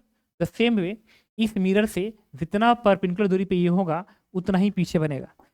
परपेंडिकुलर डिस्टेंस सेम आना चाहिए। इसका मतलब कि अगर मैं इसको आगे की ओर भगा दूँ, आगे की ओर भगा दूँ, ठीक है, काल्पनिक मिरर बनाऊँ, और मैं यहाँ से इस पर अगर परपेंडिकुलर ड्रॉ करूँ, यहाँ से मैं इस पर अगर एक परपेंडिकुलर ड्रॉ करूँ, और परपेंडिकुलर अगर ये 90 डिग्री है, तो यहाँ की लाइन इसके पैरेलल होगी, तो कुछ इस तरीके से लाइन दिखेगी, जो कि ये 90 पे दिखेगा, ऐसे 90 पे। तो जितना दूरी पे इधर है इमेज, एग्जैक्ट उतना ही दूरी पीछे दिखेगा, इस ए का इमेज। जितना दूरी इधर, उतना दूरी पीछे दिखेगा। और वो जो पिछली रेज है, वो कंफर्म है कि अगर ये रेज यहाँ से आ रही है, तो ये रिफ्लेक्ट रेज है ऐसे, तो ये रिफ्लेक्टेड रेज हर हालत में कहाँ से आनी चाहिए, यहाँ से आनी चाहिए। और इसका जो इंटरसेक्शन मिलना चाहिए, ये जो इंटरसेक्शन है, अगर मैं कहूँ कि ये इंटरसेक्शन कहाँ मिलेगा, ये जो इंटरसेक्शन मिलना चाहिए, that will be image in this mirror. ठीक है, जब ये इस मिरर के लिए ऑब्जेक्ट रोल प्ले करेगा, तो अगर ये ए डैश है तो ये बन गया क्या, ये डबल डैश। जब तुम यहाँ पे खड़ा होके, जब तुम यहाँ पे खड़ा होके, तुम्हारी आंखें जब यहाँ पे होंगी, और जब तुम इसको देखोगे, तो तुम्हें लगेगा कि इस मिरर में इसका जो इमेज है वो यहाँ दिखाई दे रहा है, यहाँ दिखाई दे रहा है, यहाँ पे नहीं दिखाई देगा, वो यहाँ पे दिखाई देगा, दूरी पे दिखाई देगा। तो बस, लेकिन अब इसमें वो दिखेगा कैसे। अच्छा, ये मैं दोबारा समझा दूँ कैसे मैंने किया। भाई ये रेक्टेंगुलर सरफेस, ये हाइपोटेनस, इस प्लेन मिरर से जितना दूरी इधर ऑब्जेक्ट, उतना दूरी पीछे इमेज। ठीक है, और ये 45 है, तभी 45 होगा, मतलब ये एक दूसरे से 90 डिग्री के एंगल पे होंगे, 90 डिग्री के एंगल्स पे होंगे। दूसरा, अगर ये यहाँ पे है, तो ये वाला अब इस सरफेस के लिए ऑब्जेक्ट रोल प्ले करेगा, तो जितना दूरी इधर ऑब्जेक्ट होगा, इसका इमेज उतना दूरी पीछे बनेगा, पीछे बनेगा इसमें। और ये जो इंसिडेंट रेज है, जब इस पे पड़ेगा, तो ये इंसिडेंट रेज जहाँ से आ रही है, वो पॉइंट इसके लिए एक ऑब्जेक्ट रोल प्ले करेगा, ऑब्जेक्ट रोल प्ले करेगा, और इससे जो रिफ्लेक्ट रेज होगी वो इमेज से आ रही होगी। तो अगर मैं इसको पीछे भगा दूं, तो मैं कहूँगा कि ये और जितना दूरी इधर उतना दूरी पीछे, तो जहाँ पे पीछे वाला पॉइंट का इंटरसेक्शन इसके साथ लगा होगा, लगेगा ही लगेगा, क्योंकि ये वर्टिकल लाइन है और इस लाइन में आएगा ही आएगा, और ये दूरी बराबर होगी। और ऑफ कोर्स देखना, ये दूरी बराबर है, और ये 45 है तो ये भी 45 होना चाहिए, 45। तो प्रूफ कर दूंगा कि ये दूरी और ये दूरी बराबर होगी। देखो कैसे, ये 45 डिग्री है, ये कॉमन है, ये 90, तो ये ट्रायंगल्स और ये ट्रायंगल कॉन्ग्रुएंट ट्रायंगल बन गया। दैट मीन्स जितना दूरी इधर उतना दूरी इधर। तो यहाँ से देखने पर लगेगा कि इमेज ये है बेसिकली। अब क्वेश्चन ये है कि अब ओरिएंटेशन कैसा दिखेगा। अब इसको मैं तुम्हें समझाता हूँ कि ओरिएंटेशन कैसा दिखेगा। ये ओरिएंटेशन कैसा दिखेगा। अब इसमें क्या है, सुनना, अगर यहाँ पे ऐसे है, यहाँ पे ऐसे है, तो इसका इमेज, और ये वही है मार्कर, ये वाला मार्कर ऐसा एरो वाला। तो अगर आप एरो यहाँ पे ऐसे दिखा रहे हैं, यहाँ पे ऐसे बनाए हुए हैं इस सरफेस पे, तो जब इसमें इमेज बनेगा ना इमेज, तो उसका ये वाला एरो भी ऊपर ही दिखेगा, एरो ऊपर ही दिखेगा, एरो ऊपर ही दिखेगा। अब इसका एरो ऊपर है, तो इस प्लेन मिरर जब इमेज बनेगा तो इस प्लेन मिरर भी एरो क्या होगा, ऊपर ही होगा। तो यहाँ भी एरो ऊपर होगा। ऑफकोर्स जैसे कि मिरर सामने खड़ा है, जैसे कि मान लो, और let this is plane mirror. तो अगर मैं ऐसे खड़ा हूँ सामने, तो मेरा नाक अगर ऊपर है तो इमेज में भी नाक ऊपर दिखेगा। और अगर मैं इसको थोड़ा सा घुमा दूँ, ऐसे घुमा दूँ, तभी भी देखो, अगर मेरा नाक ऊपर है तो जितना परपेंडिकुलर दूरी इस मिरर से, मिरर के सरफेस से जितना इधर उतना पीछे बनेगा, बट नाक ऊपर ही रहेगा और ये वाला पार्ट नीचे ही रहेगा। ऐसा नहीं होगा कि ये जो प्लेन मिरर है, ठीक है, अगर तुम ऐसे रखे हो तो नाक ऊपर दिख रहा है और ऐसे दिखा दिए तो नाक नीचे, नहीं, नाक अभी भी ऊपर ही रहेगा। तो वही चीज़ ये है कि ये जो एरो है ना, उन्होंने जो एरो बनाई है, ये जो एरो उन्होंने बनाई है, जब तुम इधर से देखोगे तो इसमें जब बनेगा, इस सरफेस में जब इसका इमेज बनेगा, तो वो उसका एरो ऊपर ही बनेगा। और वो वाला इमेज जब इसके ऑब्जेक्ट बनेगा, जो कि इसमें एरो ऊपर है, तो इसमें ये वाला जब मिरर की तरफ से काम करेगा तो इसमें भी एरो ऊपर होगा, वो अलग बात है, उधर दिखेगा। तो इधर देखने पे लगेगा कि ये जैसा है वैसा इधर बन रहा है, इधर बन रहा है, इधर नहीं इधर बन रहा है। क्योंकि ये आप समझ गए होंगे कि रेज इधर से जाके ऐसे टकरा के ऐसे आ रही है, तो रिफ्लेक्टेड रेज यहाँ पे है, तो जहाँ से आ रही होगी वो इमेज से आ रही होगी। इसको पीछे भगाएंगे और इधर पीछे भगाएंगे तो उधर से कहीं आती हुई मालूम पड़ेगी। तो कोई पूछे कि आपको कैसा दिखेगा, तो मैं कह सकता हूँ कि अगर मैं इस डायग्राम पे जाऊँ, अगर इधर से देखूंगा तो जिस तरीके से ये डायग्राम है, एग्जैक्टली उसी तरीके से इधर दिखेगा, इधर दिखेगा, इस साइड पे। देखने पे तो ऐसे ही दिखेगा, बट इस सरफेस से ना दिख के बहुत दूर दिखेगा, बट दिखेगा एग्जैक्टली ऐसे ही,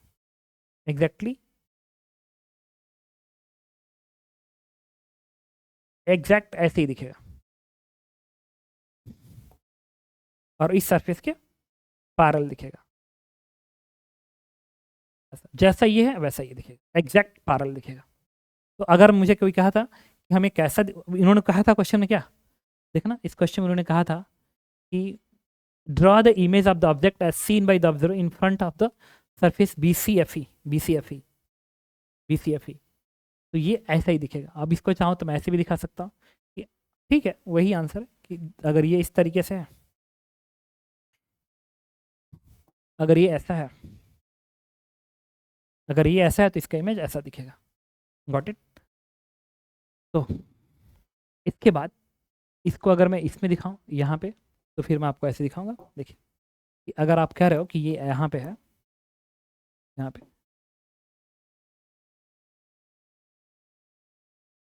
अगर ये ऐसे है और इसके थिकनेस को अगर मैं बढ़ा दूँ, ऐसा है, तो इधर से देखने पे आपको यहाँ दिखेगा, ऐसे दिखेगा। मतलब ये होगा यहाँ पे नहीं, ये होगा इस सरफेस के इधर पे, इधर कहीं होगा, बट इधर इस लाइन में दिखेगा। ये it will be your answer, and this is your answer. और वो बेटर आपको यहाँ समझ में आ गया होगा, यहाँ पे समझ में आ गया कि ये यहाँ पे है, इधर से देखने पे वो यहाँ दिखेगा, बट वो ऐसे ही दिखेगा, ऐसे ही दिखेगा।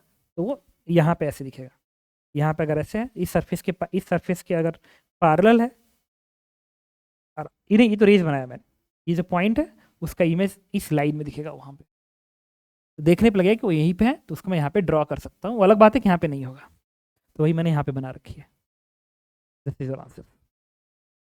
आई थिंक आप समझ गए होंगे। ये तो फिर भी ठीक है। इसका जो अगला क्वेश्चन है ना, सी पार्ट, ये और प्यारा क्वेश्चन है, ठीक है। वो देखो क्या है, उन्होंने ये डायग्राम बना दी। कह रहा है कि now an object shape like letter P are illustrated in the left figure, इस फिगर्स में ये पी है, is held in front of the face A B C D.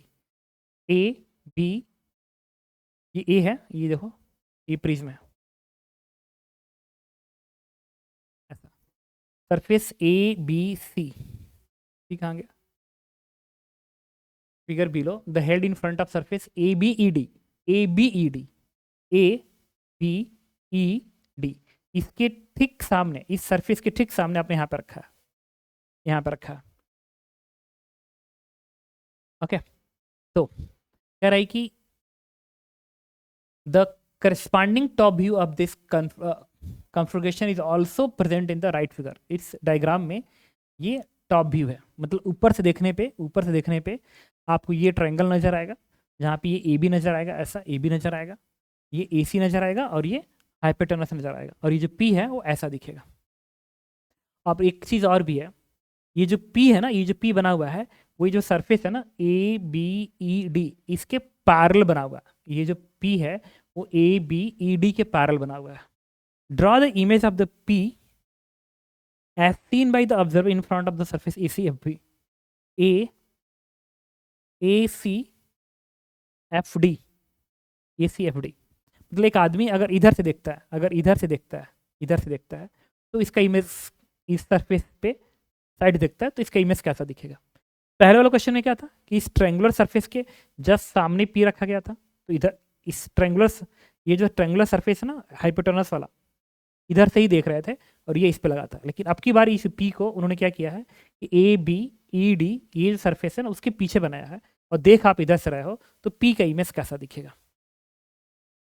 Draw the image of the P as seen in front of इतना। Additionally draw the quantitatively ray diagram stated in the image formation. Image formation में कैसा दिखेगा तो सुनना।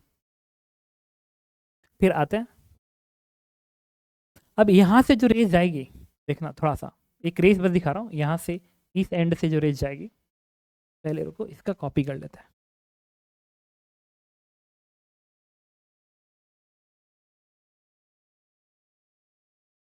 और एक काम और करते हैं, थोड़ा सा मैं इसको ना और वो कर रहा हूँ, ब्यूटीफाई ब्यूटीफाई कर रहा हूँ, इसको और बड़ा करते हैं।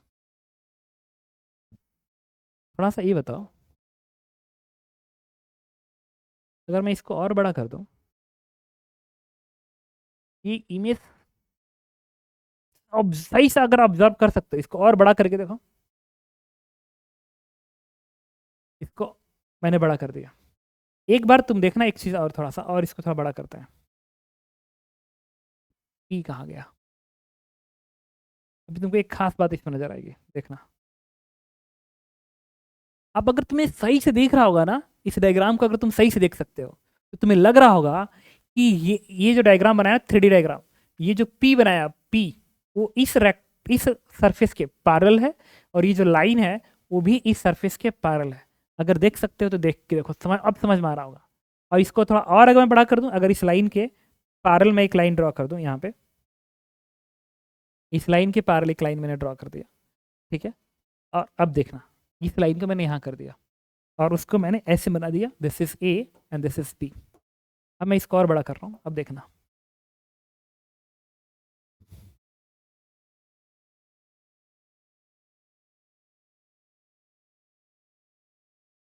अब थोड़ा सी और देखना, भी समझ में आएगा। ये हमारा ए था,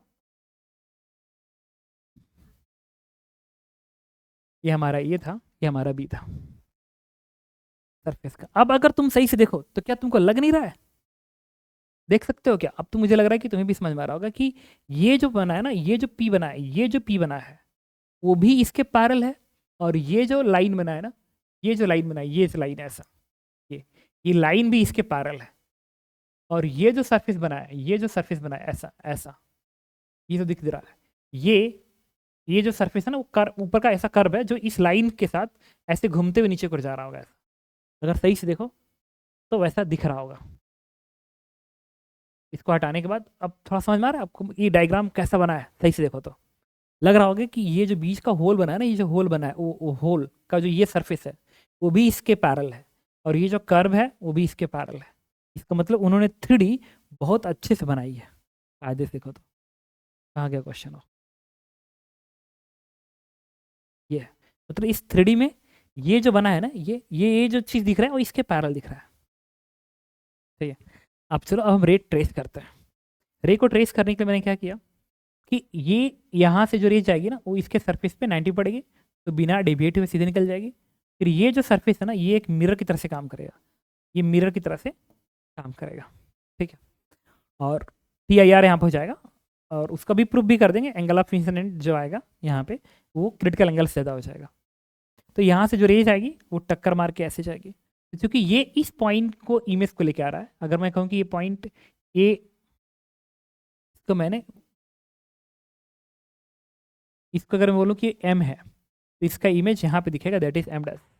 और अगर मैं इसको दिखाऊं इस वाले एंड को, अच्छा ये यहाँ से जो रेज आ रही है ये रेज वो थोड़ा दूरी पे आएगी, इस लाइन से दूरी पे जाएगी, तो फिर वो ऐसे आएगा इस तरीके से ऐसे।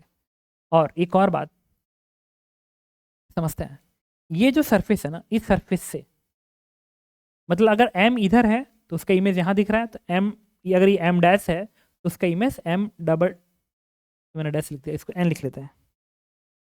अभी थोड़ा हिम्मत रखना तब समझ आएगा, ये आपको एन डैश दिखेगा। ठीक है, बट कैसा दिखेगा थोड़ा ये भी समझ लेते हैं। अब मुझे एक बात बताना, अब इस पूरे डायग्राम को एक बार फिर मैं सोच रहा हूँ कॉपी कर लूँ, तो अब थोड़ा समझेंगे।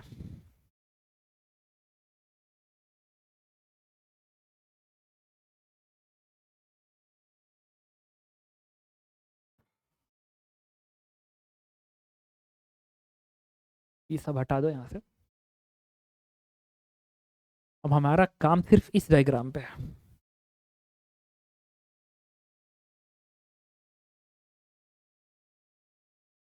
हमारा वर्क सिर्फ इस डायग्राम पे पड़ा हुआ है। सुनना, मेरा पूरा पूरा टारगेट इस डायग्राम पे है। तो मुझे ये बताना थोड़ा सा, क्या ये जो लाइन दिख रही है जो पी है, ये जो सरफेस ऐसा है ना, ये पी की ये जो लाइन है ना, ये लाइन ऐसे है, ऐसे है। मतलब इस सरफेस के पैरेलल ऐसे ऐसे पैरेलल ऐसे। तो मैंने बस ये कहा कि काम करते हैं, पहले इस लाइन की इमेज बनाते हैं, इस लाइन की इमेज। ठीक है, जब इस लाइन की इमेज बनाओगे, इस लाइन की इमेज, तो ये जो लाइन है, ये जो लाइन दिख रही है, ये जो लाइन वो इस प्लेन मिरर से, ये प्लेन मिरर तरह से काम कर रहा है, इससे जितना दूरी पे होगी ये रेज ऐसे जा रही है ना, ये रिफ्लेक्ट होके ऐसे जाएगी। और मुझे पता है कि अगर ये प्लेन मिरर है, अगर ये लाइन एक प्लेन मिरर का काम कर रहा है, ये लाइन एक प्लेन मिरर काम कर रहा है, ऐसे ऐसे काम कर रहा है, तो जितना दूरी पे ये लाइन होगी, इस लाइन, अच्छा ये जो लाइन है ना, ये लाइन, ये जो पी की ये लाइन है, पी की इस पी ऐसे है, ये पी ऐसे है, ये जो लाइन है ये लाइन इस सरफेस के पैरेलल है। Got it? देखो ये सरफेस इस प्लेन मिरर ऐसे, ये प्लेन मिरर ऐसे ऐसे, तो ये प्लेन मिरर का सरफेस से ये लाइन क्या है? पैरेलल है। अगर ये पैरेलल है तो मिरर की खासियत है कि जितना दूरी पे ये लाइन होगी परपेंडिकुलर, एग्जैक्ट इसका इमेज उतना ही दूरी पीछे दिखेगा। और चूंकि ये एंगल 45 डिग्री अगेन है, तो फिर इसका जो इमेज आएगा वो 45 डिग्री इधर दिखेगा, हॉरिजेंटल। तो कायदे से ये जो मिरर होगा ना, ये जो मिरर है, अगर इस मिरर का एंगल 45 डिग्री है इससे, तो जो इमेज होगा वो 45 डिग्री इधर बनेगा, 45 डिग्री इधर बनेगा। तो अगर ये 45 डिग्री है तो मैं बोलूँगा कि इसका इमेज इस 45 डिग्री पे इधर कहीं बनेगा। और चूंकि ये लाइन जो है, ये जो पी की ये लाइन इस सरफेस के पैरेलल है, इस सरफेस के पैरेलल है, तो इमेज में भी ये जो पी बनेगा ना, वो इस सरफेस पी की जो ए लाइन होगी वो इस मिरर के सरफेस के पैरेलल बनेगा, पैरेलल। तो ऐसे दिखेगा, ऐसा पैरेलल, वो पैरेलल बनेगा। ठीक है, हालांकि अब इसमें लग नहीं रहा है कि बट वो पैरेलल है, मतलब मेरा मतलब है कि ये जो लाइन बनेगी ना इस सरफेस के पैरेलल बनेगी। ये जो मिरर का सरफेस है ना, ये इस सरफेस के पैरेलल ऐसे ऐसे दिखेगी। और ये जो पी की ये नोक है ना, नोक ये ऊपर की ओर है, ऊपर की ओर, तो यहाँ पे भी वो नोक ऊपर की ओर होगी ऐसे। अब एक और बात करते हैं, ये जो लाइन है ना, ये जो एंड है, पी तो ऐसे है, पी तो ऐसे है, ऐसे है। अब इस लाइन की इमेज कहाँ बनेगा? तो इसमें ये जो रेस जाएगी ऐसे, ये रेस तो जाएगी ऐसे, ये रेस गई थी ऐसे, ये रेस गई थी ऐसे, रिफ्लेक्ट होके ऐसे गई, ये रेस जाएगी वो रिफ्लेक्ट होके ऐसे आएगी, ऐसे जाएगी, रिफ्लेक्टेड रेज इमेज से आती है। और ये पी को, पी वाले पार्ट को, ये ऊपर वाले हेड को रिप्रेजेंट कर रहा होगा। ये जो ऊपर वाला है ना, ये इसको पीछे कर बढ़ा दिया, बन सके ये ऐसे यहाँ पे मैं इसको बना रहा हूँ, रुकना। ये जो पी का ऊपर का नोक है वो इधर है, और ये लाइन पैरल है तो यहाँ पे पैरल दिखा दिया, और जितना दूरी उधर उतना दूरी इधर दिखाया, और ये इसका इंफॉर्मेशन लेके आएगी। अब देखना, अब ये जो है रेज ऐसे जा रही है, लेकिन मिरर की खासियत है कि जितना दूरी इधर होगी, इधर परपेंडिकुलर दूरी, ये लेंथ, ये लाइन इसके पैरल होगी, तो फिर वो उतना ही दूरी इधर सिमेट्री से इससे अपने हाथ से ऐसे नापेंगे, फिर हाथ से ऐसे नाप के थोड़ा सा बड़ा कर देंगे।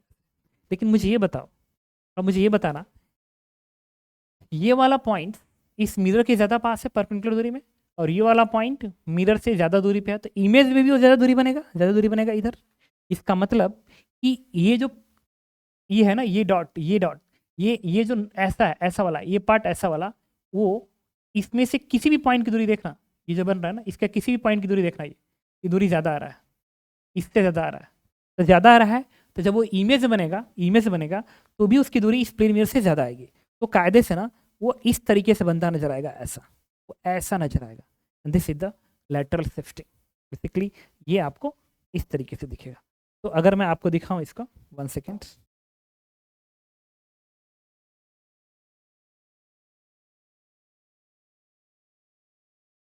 एक चीज रुको, तो आपको लगेगा कि अगर आप इधर से देख रहे हैं, तो जो पी होगा ना वो आपको ऐसा दिखेगा, इस तरीके से, ऐसा। मतलब आपको लगेगा कि अगर आपकी आंख यहाँ पे है, अगर आपकी आंख यहाँ पे है, तो ऐसे देखने पे लगेगा कि पी उल्टा दिख रहा है, ऐसे दिख रहा है, ऐसा।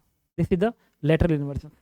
जो पी पहले ऐसे था, इधर से देखने पे वो आपको ऐसा दिखेगा। उसका कारण ये है कि ये वाली जो लाइन होगी ना, ये लाइन इस मिरर के ज़्यादा पास होगी, और ये जो ये पी बनेगा ना, ये जो पी बनेगा वो इस मिरर सरफेस से दूर बनेगा। बेसिकली ये जो एंड है ना, वो इस एंड से आते ही मालूम पड़ेगा ऐसे। हालांकि यहाँ पे रेस को दिखाना ना उतना अच्छे से दिखा नहीं पा रहे हैं, बट स्टिल हम दिखाने की कोशिश करते हैं। ये ऐसा मैंने दिखाया, कुछ इस तरीके से दिखाया, ऐसे दिखाया, तो आपको लगेगा ये जो पी है ना, ये पी बेसिकली इस तरीके से ऐसा पी है, ये ऐसा दिखेगा। और ये जो लाइन है ना, ये लाइन बेसिकली ये है। तो थोड़ा सा डायग्राम को इतना अच्छे से नहीं हो पा रहा है, बट उसको आप ऐसे दिखा सकते हैं कि इसको अगर मैं पीछे भगा दूँ, ये वाला एंड लिया हुआ ना, इसको अगर मैं पीछे भगा दूँ, ऐसे भगा दूँ, ऐसे ऐसे पीछे, ऐसे इसको ऐसे पीछे भगा, तो ये पी कुछ ऐसा दिखेगा। मतलब आपको लगेगा कि पी ऐसा है इस तरीके से, और ये लाइन ऐसे पैरल है, तो आपको लगेगा कि पी उल्टा बन चुका है, ऐसा बन चुका है जैसे पी। तो ये रेज है, जो रेज ऐसे टक्कर मार के ऐसे गई, और रेज टक्कर मार के, ये रेज टक्कर मार के ऐसे जाएगी ऊपर से, और ये रेज टक्कर मार के नीचे से आएगी। तो इसका इंफॉर्मेशन जितना दूरी इधर है उतना दूरी उधर बनेगा यहाँ पे, और इसका इंफॉर्मेशन जितना दूरी कम है उतना दूरी कम दूरी बनेगा। तो जो पी आपको समझ गए मैं क्या कह रहा हूँ, ठीक है, कि ये जो मिरर है उसमें पी का लैटरल इन्वर्जन हो चुका होगा। एक बार फिर अंतिम में समराइज कर दो, ये जो सरफेस है ना, इस सरफेस के पैरेलल है, ये पैरेलल है। तो अगर ये इसके पैरेलल है, ये पूरा पूरा इस सरफेस के साथ, हालांकि ये लाइन पैरेलल है, ये लाइन इसके पैरेलल है, बट ये पूरा पूरा सरफेस इसके पैरेलल नहीं है। मतलब मिरर ऐसे है, ये मिरर ऐसे है, और जो आपका पी, अगर ये मेरा हाथ मिरर है ना, ये मेरा हाथ मिरर है, तो पी ऐसे नहीं है, पी ऐसे है, ये हाथ मेरा मिरर है ना। अगर ये मिरर है, तो जो पी है ना, वो इस सरफेस से ऐसे नहीं है, ऐसे नहीं है, तो थोड़ा सा ऐसे है, इस तरीके से। जब उसका इमेज दिखेगा ना ऐसे, तो ये वाला वर्टिकल लाइन पास में है, तो पास बनेगा, और ये जो ऐसे पी बन रहा है ना, वो इससे दूर है, तो इधर वो दूर दिखेगा, इधर वो दूर दिखेगा। ठीक है, तो वही चीज़ ये है कि जब मैं इसको इधर से देखूंगा ना, इधर से देखूंगा, तो ये वर्टिकल लाइन इस मिरर के सरफेस के ज़्यादा पास दिखेगा, और ये जो पी लाइन है वो मिरर से थोड़ा सा दूर ऐसे दिखेगा। तो मुझे लगेगा इमेज ऐसे, मुझे लगेगा कि इमेज ऐसे उल्टा दिख रहा है। तो इसका जो इमेज है वो बेसिकली इस तरीके से नजर आएगा, ठीक है,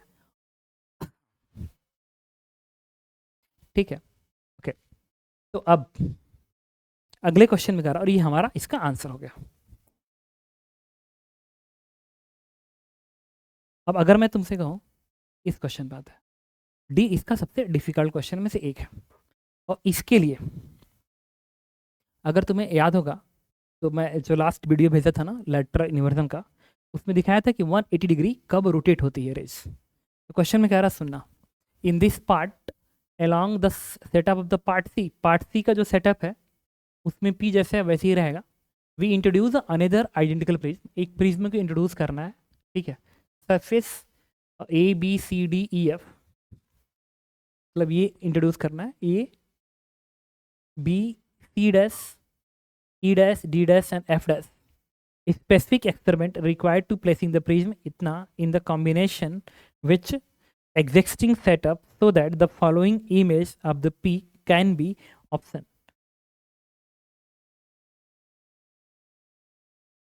Following image, 1 second.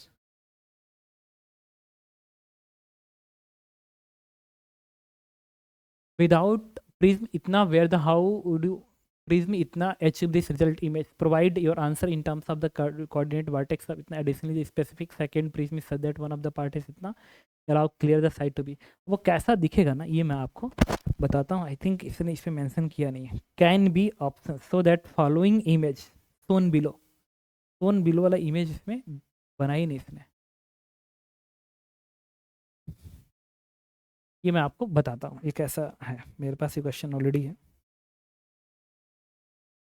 ये है सोन बिलो। तो यहाँ पे वो ऐसे बनाया है बी, मतलब वो एक तरह से जो पी है वो ऐसा दिखे, ऐसा दिखे। तो इसको, इस प्रिज्म को आपको इस प्रिज्म के साथ कैसे लगाना है ताकि ये पी ऐसे ही है, ये पी ऐसे ही है। एक दूसरा प्रिज्म कैसे लगाएं ताकि उसका इमेज ऐसा दिखे, मतलब इस तरीके से दिखे, पी सॉरी वो ऐसा दिखे, इस तरीके से दिखे। मतलब हमको पी को, जो पी ऐसे था उस पी को हमें ऐसे दिखाना है, ऐसे दिखाना है, ठीक है। तो चलो ये समझते हैं इसके लिए क्या होगा। अब देखो एक चीज़ मैं आपको और बताना चाहता हूँ, थोड़ी सी एनसीईआरटी में जाओगे ना तो एनसीईआरटी में एक डायग्राम है, वो मैं आपको दिखाता हूँ। एक अच्छा सा डायग्राम एनसीईआरटी में है।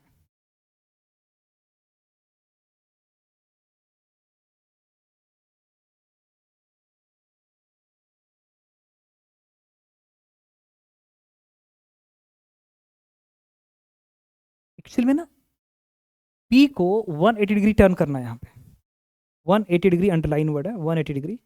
अब उसको कैसे टर्न्स किया जाता है with the help of prism, rectangular prism, वो मैं आपको बताता हूँ। देखना यहाँ पे मैं इंट्रोड्यूस करता हूँ।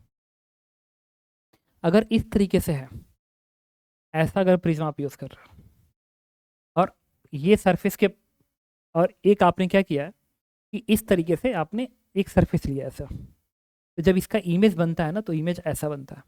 जब वो इससे बनेगा तो ऐसा बनेगा। और रेस कैसे जाएगी, ऐसे, ये ऐसे गई रेस, फिर ऐसे रेस जाएगी, इससे जो जाएगी वो ऐसे जाएगी।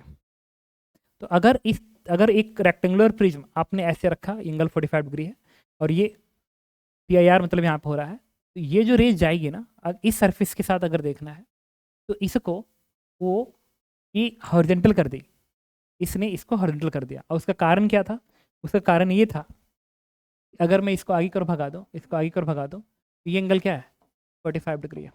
अगर ये 45 डिग्री एंगल है तो फिर ये क्या करेगा, अगर ये 45 डिग्री पे तो इसको 90 पे घुमा देगा, 90 पे घुमा देगा। तो इसमें तो ऐसा बनेगा।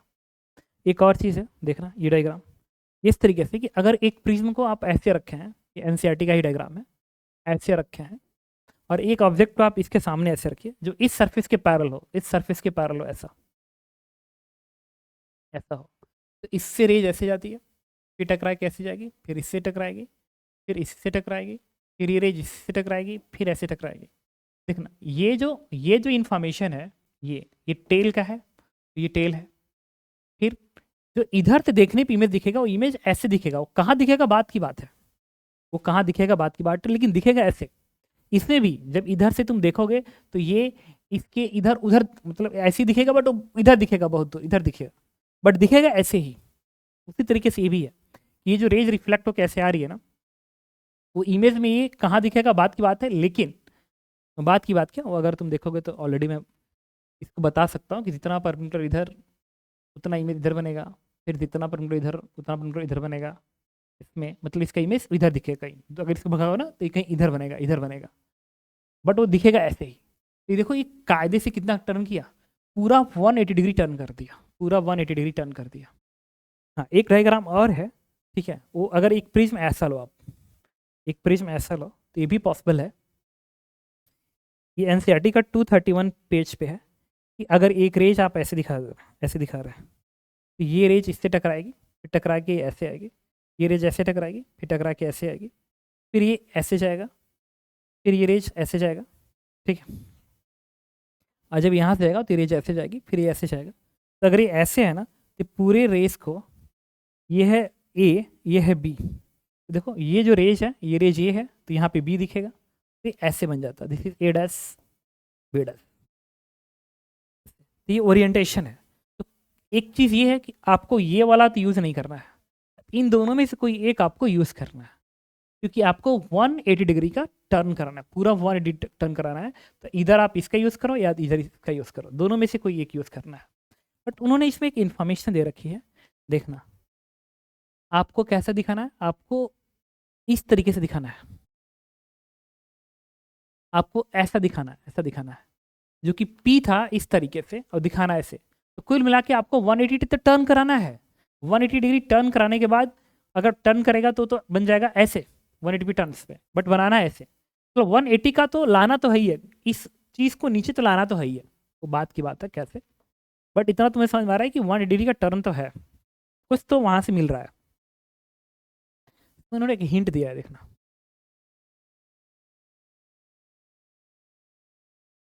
provide your answers, coordinate of the vertex. Additionally, taking vertex D of the first prism at origin. अच्छा, ओरिजिन, जो ओरिजिन है वो पहले ही प्रिज्म का पॉइंट डी है, मतलब पहले प्रिज्म को चेंज नहीं किया गया, जहां पड़ा वैसे ही पड़े रहने दो। Additionally view such an image the viewer should be facing with particular face of the prism. Hint, the word is hint, 1 second.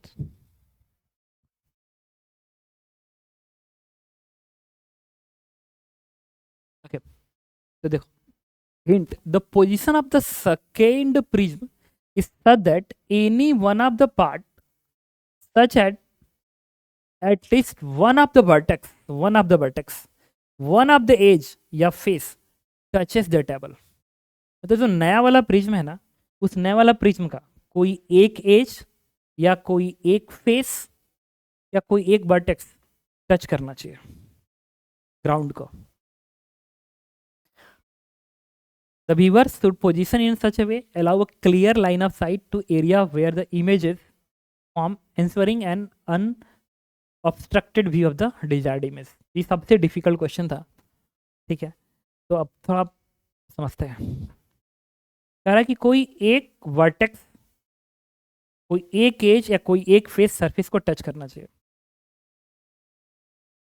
तो और इसमें तुम देखना एक खास बात है, ये 180 पे टर्न्स ये करा रहा है, ये करा रहा है, बट इसमें एक चीज़ है, देखना क्या है इसमें, क्या है, ये सरफेस से रिफ्रैक्शंस हो रहा है, ये रिफ्रैक्शंस हो रहा है यहाँ पे, ठीक है।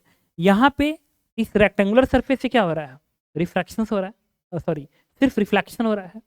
तो एक बार हम इस डायग्राम का यूज़ करने जा रहे हैं, एक बार मैं इस डायग्राम का यूज़ करने जा रहा हूँ, जिसमें ये जो पार्ट है ना, ये पार्ट अगर मैं इसको ऐसे दिखा दूँ इस तरीके से, ये प्रिज्म ऐसा है, अगर मैं इसको ऐसे दिखाऊँ ऐसा, ये ऐसा है, ऐसे अगर मैं दिखाऊँ, मैं कहूँगा कि ये जो लाइन बननी चाहिए ना, ये जो लाइन बननी चाहिए, और ये इस पे ऐसे आएगा इस तरीके से। तो ये जो लाइन बननी चाहिए ना, ये ग्राउंड को टच करा दूंगा और इसको पैरेलल कर दूंगा, तो 180 पे टर्न करा देगा।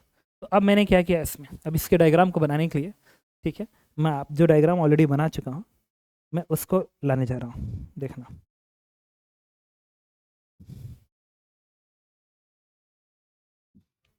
इसमें जो पहला डायग्राम था, देखो कैसा था,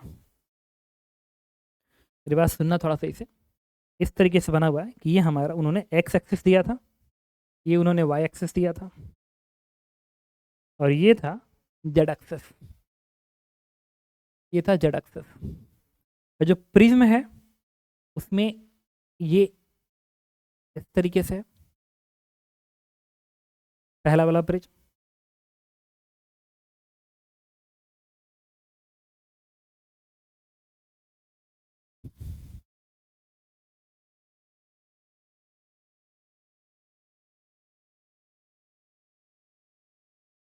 पहला वाला प्रिज्म ये था। अगर देखिए अभी बताता हूँ आपको, ये हमारा ए, ये है बी, ये है सी, ये है डी, ये है एफ, ये है एफ, और ये है आपका ई। अब पी ना यहाँ कहीं लिखा हुआ है इस तरीके से, और ये जो पी है इस ए बी सरफेस के पैरल है, इस ए बी सरफेस के पैरल है। अभी देखो यही डायग्राम था थर्ड वाले में, देखना यही तो है, ये देखना, ये जो है ना ये A B E D F C, अब पी इस सरफेस के पैरल है। इस डायग्राम को मैंने यहाँ पे बना डाली। ये। अब इसका जो डायग्राम है, अगर इसको आप इधर से देख रहे थे, इधर से देख रहे थे, तो आपको लग रहा था कि पी कैसे है। इधर से देखने पर लग रहा था कि ये जो पी है वो पी, जो कि इधर से मैं देख रहा हूँ ना, इधर से देख रहा हूँ, तो ये वाला एंड इस सरफेस से दूर है, इस सरफेस से दूर है। तो जब मैं इसमें दिखाऊंगा, और इससे नहीं, रेक्टेंगुलर सरफेस है ना ये, ऐसा है, देखना एक बार फिर ऐसे, ये इस तरीके से था, ऐसा था, इस तरीके से था, और पी ऐसा है, पी ऐसा है, ठीक है। तो इसमें इमेज बन रहा था, इसमें इमेज, क्योंकि आप देख रहे थे इधर से, तो जो रेस, 1 सेकेंड, ये हमारा ये डायग्राम था, देखना ये था, और हमें ऐसा दिख रहा था, इसमें दिख रहा था। तो ये मतलब इसमें जब इमेज दिख रहा है, क्योंकि ये ना इसके पैरेलल है तो सीधे रेज निकल गई होगी, और इससे रिफ्लेक्ट होके इस पे गई होगी, तो इधर वो ऐसे दिख रहा था, ऐसे दिख रहा था इधर से देखने पे। तो लग रहा है कि मुझे, जब मैं इधर से देख रहा हूँ तो लग रहा है कि इस सरफेस में जो इमेज बना ना, चूंकि पी इस लाइन से ये लाइन दूर है, ऐसे है, ऐसे, तो हमें इमेज ऐसा दिख रहा था, ऐसे दिखा था, ऐसा दिखा था। तो एक चीज़ और है, सुनना मेरी बात, 2 मिनट के लिए सुनना, फिर इस पे आके समझते हैं इस बात को इस तरीके से। अगर मैं आपसे ये कहूँ, ये जो एनसीईआरटी लाइन है ना, इसको थोड़ा सा बदल देता है, ऐसे करते हैं कि अगर ये ऐसे होता तो इसमें कैसा दिखता, अगर ये ऐसा है तो इसमें कैसा दिखेगा जब मैं इधर से देखूंगा। तो इसके लिए समझते हैं। अब ये कैसा दिखेगा।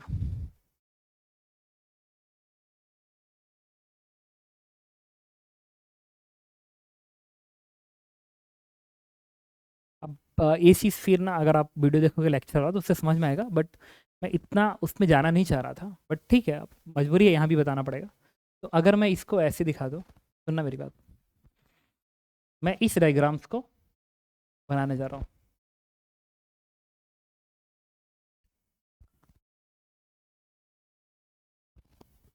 तो अगर 10 वेट करो,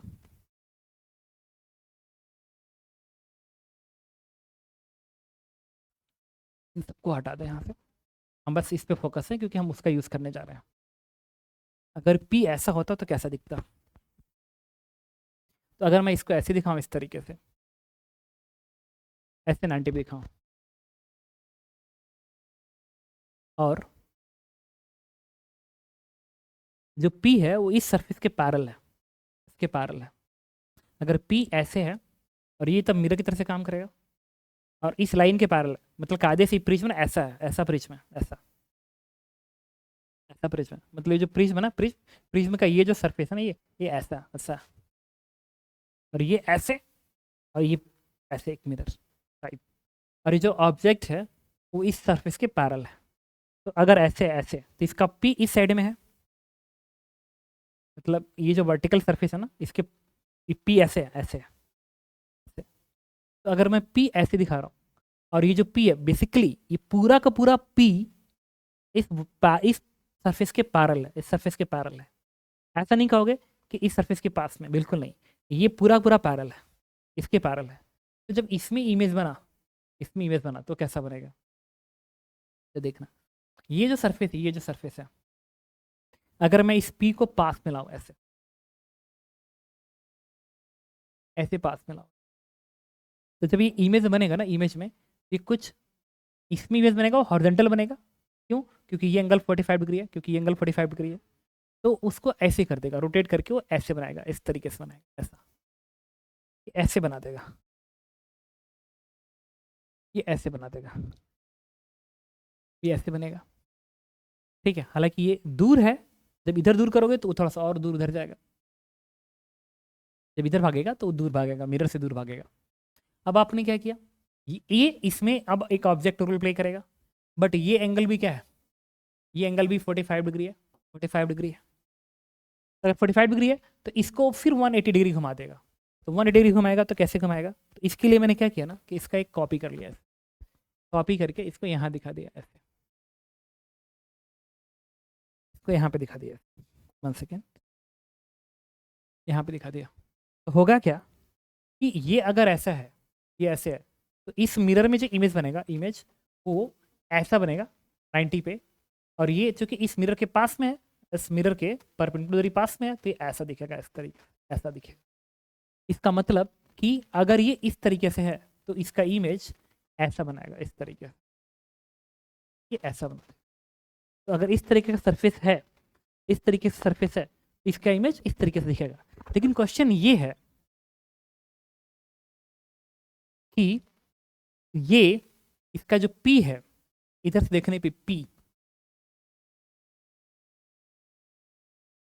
इसका जो P है इस वर्टिकल सरफेस में इधर दिखेगा कि इधर दिखेगा, उधर। अब ये भी समझना पड़ेगा, थोड़ा सा सुनते रहना 1 सेकेंड के लिए। अब ये उस लेक्चर से ज़्यादा बेटर समझ आया होता। इसमें क्या है ना कि 1 सेकेंड रुको थोड़ा सा, ये कैसे बना एक्चुअल में। ये लाइन अगर ऐसे है ना, तो ये लाइन भी बेसिकली ये ऐसे ही बनेगा, इसी तरीके से बनेगा। उसका कारण बताता हूँ क्या है, देखना कैसे। ये जो P है इस पैरेलल सरफेस के पैरेलल है, मतलब ये जो सरफेस है ना, इस सरफेस के पैरेलल ऐसे है, P ऐसे है, P अंदर की ओर ऐसे है, और ऐसे वर्टिकल लाइन, और P अंदर की ओर ऐसे, और ये वर्टिकल सरफेस के पैरेलल है, इस वर्टिकल सरफेस के पैरेलल है। तो मुझे बताओ, यहाँ से जो रेज जाएगी, यहाँ से रेज जाएगी, वैसे टकरा के, ऐसे टकरा के, फिर ऐसे आएगी, और यहाँ की रेज टकरा के ऐसे आएगी। तो अगर ये P इधर है तो यहाँ पे भी तो इधर ही बनेगा, इधर ही बनेगा। देखो कैसे, तुम समझ में आ गया। ये मान लो ये जो वर्टिकल सरफेस है ना, वर्टिकल सरफेस ऐसे है, इस तरीके से वर्टिकल सरफेस है, ऐसे वर्टिकल सरफेस है। तो अगर ऐसे है, और मान लो कि मैं ना ऐसे हूँ, ये वर्टिकल लाइन है, ये वर्टिकल लाइन है, और ये P लाइन, ये P ऐसे ऐसे P। अब ये पैरेलल सरफेस ऐसा, अब ये किस तरीके से, तो अगर मैं कहूँ कि यहाँ की रेस ऐसे सीधे निकलेगी, इससे टकराएगी, टकरा के ऐसे, फिर ऐसे आएगी, तो इसका इमेज यहाँ दिखेगा, यहाँ दिखेगा, तो उधर दिखेगा, बट यहाँ पर उसकी रेज होगी, और यहाँ से जो रेज आएगी ऐसे टकरा के फिर ऐसे यहाँ पे आएगी। इसका मतलब अगर ये P इस तरीके से है, ऐसा ऐसा P है, तो इमेज में ये ऐसा P बनेगा, ऐसे ऐसे बनेगा। अगर ऐसे है, मतलब अगर ये ऐसे है तो ऐसे ही दिखेगा। मतलब अगर ये P ऐसा है, अगर P आप ऐसे बना रहे हो, अगर P को आप ऐसे बना रहे हो, P को अगर ऐसे बना रहे हो, तो जब यहाँ पे आएगा तो वो उसका ये P वाला पार्ट इधर है ना, तो इमेज भी इधर ही आएगा, इधर ऐसा, वो B जैसा दिखेगा। अगर ये P है, ऐसा P है, तो ये इधर वाला पार्ट इधर ही रहेगा, और इधर वो B जैसा दिखेगा। गॉट इट ना? ये ऐसे है A ऐसा, तो ये इधर की रेज टकरा के ऐसे ही आएगी, तो फिर वो ऐसा B जैसा दिखेगा। तो जो P है बेसिकली B जैसा दिखेगा, ऐसा B। और ये पूरी पूरी लाइन इस सरफेस के अगेन पैरेलल है, जैसे ये पैरेलल है, तो ये P तो B जैसा, इधर से देखने पे लगेगा कि B जैसा है, जबकि ये और ये P है, इधर से देखने पे क्या लग रहा है, यहाँ पे ये P है, ऐसा P है, पी, जब मैं ऐसे दिखूंगा तो हमें लगेगा बी है, हमें लगेगा बी है। बट ये पी का ये साइड इधर है तो बी का भी ये साइड इधर ही है। अब पी का ये साइड अंदर को है तो बी का ये साइड भी अंदर को है। मतलब ये दोनों ही नो, ये और ये एक ही साइड में है, एक ही साइड में है। अब आपको एक ही साइड में है, अब इस बात को यहाँ पे लेके आना है। अब देख सकते हो, तो वास्तव में ये जबरदस्त क्वेश्चन है, ठीक है। 3D विजुअलाइजेशन है में, ए पी इस तरीके से। अब 180 डिग्री टर्न कराना है, तो 180 डिग्री टर्न कराना है तो आपको क्या करना पड़ेगा कि जो रेक्टेंगुलर सरफेस का ये है ना, ये वाला पार्ट ये पैरेलल करना पड़ेगा। तो बिना डिस्टर्ब किए, इसको बिना डिस्टर्ब किए आपने क्या किया, इस सरफेस के पैरेलल, इस सरफेस के ठीक पैरेलल आपने एक रेक्टेंगुलर वो वाला प्रिज्म रख दिया, आइडेंटिकल प्रिज्म रख दिया, ये वाला प्रिज्म रख दिया।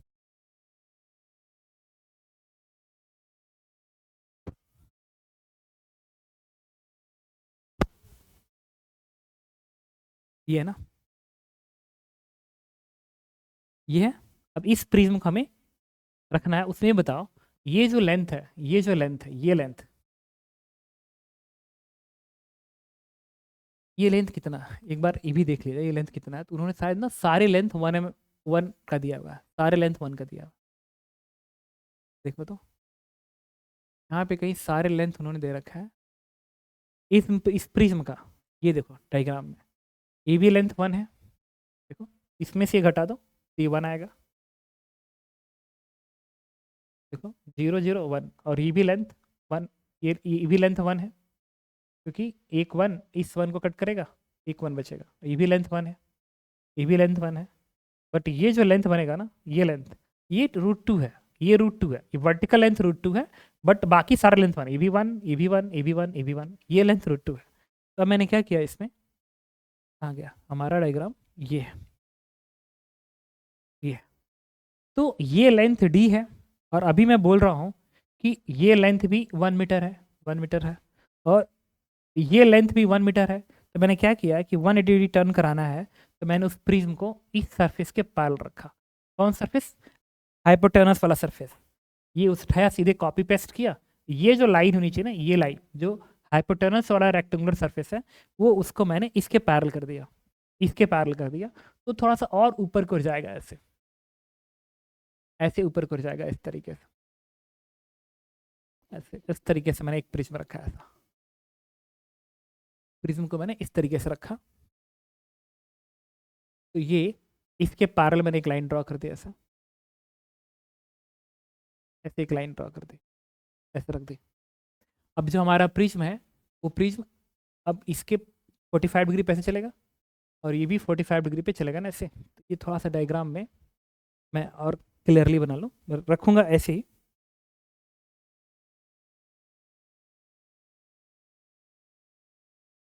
अब यहाँ से जो चलेगी ना रेज, ऐसे चलेगी, फिर ये ऐसे चलेगा। अब इसके पैरेलल मैंने एक ऐसे दिखा दिया, इस तरीके से ऐसे दिखा दिया, और कहा ये जो लाइन है ना, ये लाइन यहाँ पे है, और ये जो लाइन है ना, ये लाइन, बस हो गया, आ रहा हूँ। ये जो लाइन आएगी ना, ये लाइन यहाँ पे है, ऐसे। ये हमारा प्रिज्म बन गया, ये बन गया हमारा प्रिज्म, ये प्रिज्म है। अब इसको रखना है, तो मैंने अपने मन से इनके पॉइंट्स रख देता हूँ। तो जो हमारा प्रिज्म था ना, यहाँ पे मान लो इस ये जो रेक्टेंगुलर प्रिज्म है ना, इसका यहाँ पे डी डैश बन गया, ठीक है। यहाँ पे मैंने इसका ई डैश रख दिया, फिर मैंने यहाँ पे इसका बी डैश कर दिया, यहाँ पे मैंने इसका ई डैश कर दिया। और अब वो बताता हूँ कि कैसे 180 डिग्री टर्न करेगा। तो ये कौन सा बन गया, और ये जो बनेगा हमें, ये ए बन गया, ए बी, ये ए डैश है, A B, C dash A है, सी डैश ए है। तो E D B, E D B, ठीक है। तो ये हमने रख लिया। अब सुनना, थोड़ा सा ना इसके एक बार चेक करना पड़ेगा कि इसमें जो लिखा हुआ है ना, ये कौन सा था, ये प्रिज्म हमारा ये है। तो ए बी सी, ये हमारा कौन सा है, बी सी ना, उस पे है, हाइपोटेनस पे है। ई एफ भी, ई एफ डैश भी हाइपोटेनस पे है। यहाँ पे मैंने वही काम किया, बी सी भी हाइपोटेनस पे जाएगा, बी सी भी हाइपोटेनस पे जाएगा, बी सी हमारा हाइपोटेनस पे जाएगा, ये बी है, बी और सी हाइपोटेनस पे जाएगा। इसका मतलब कि ये 1 second, B dash C dash hypotenuse पे जाएगा, देखो हाइपोटेनस पे। दूसरा कौन जाएगा, ई डैश एफ डैश जाएगा, ई डैश एफ डैश जाएगा।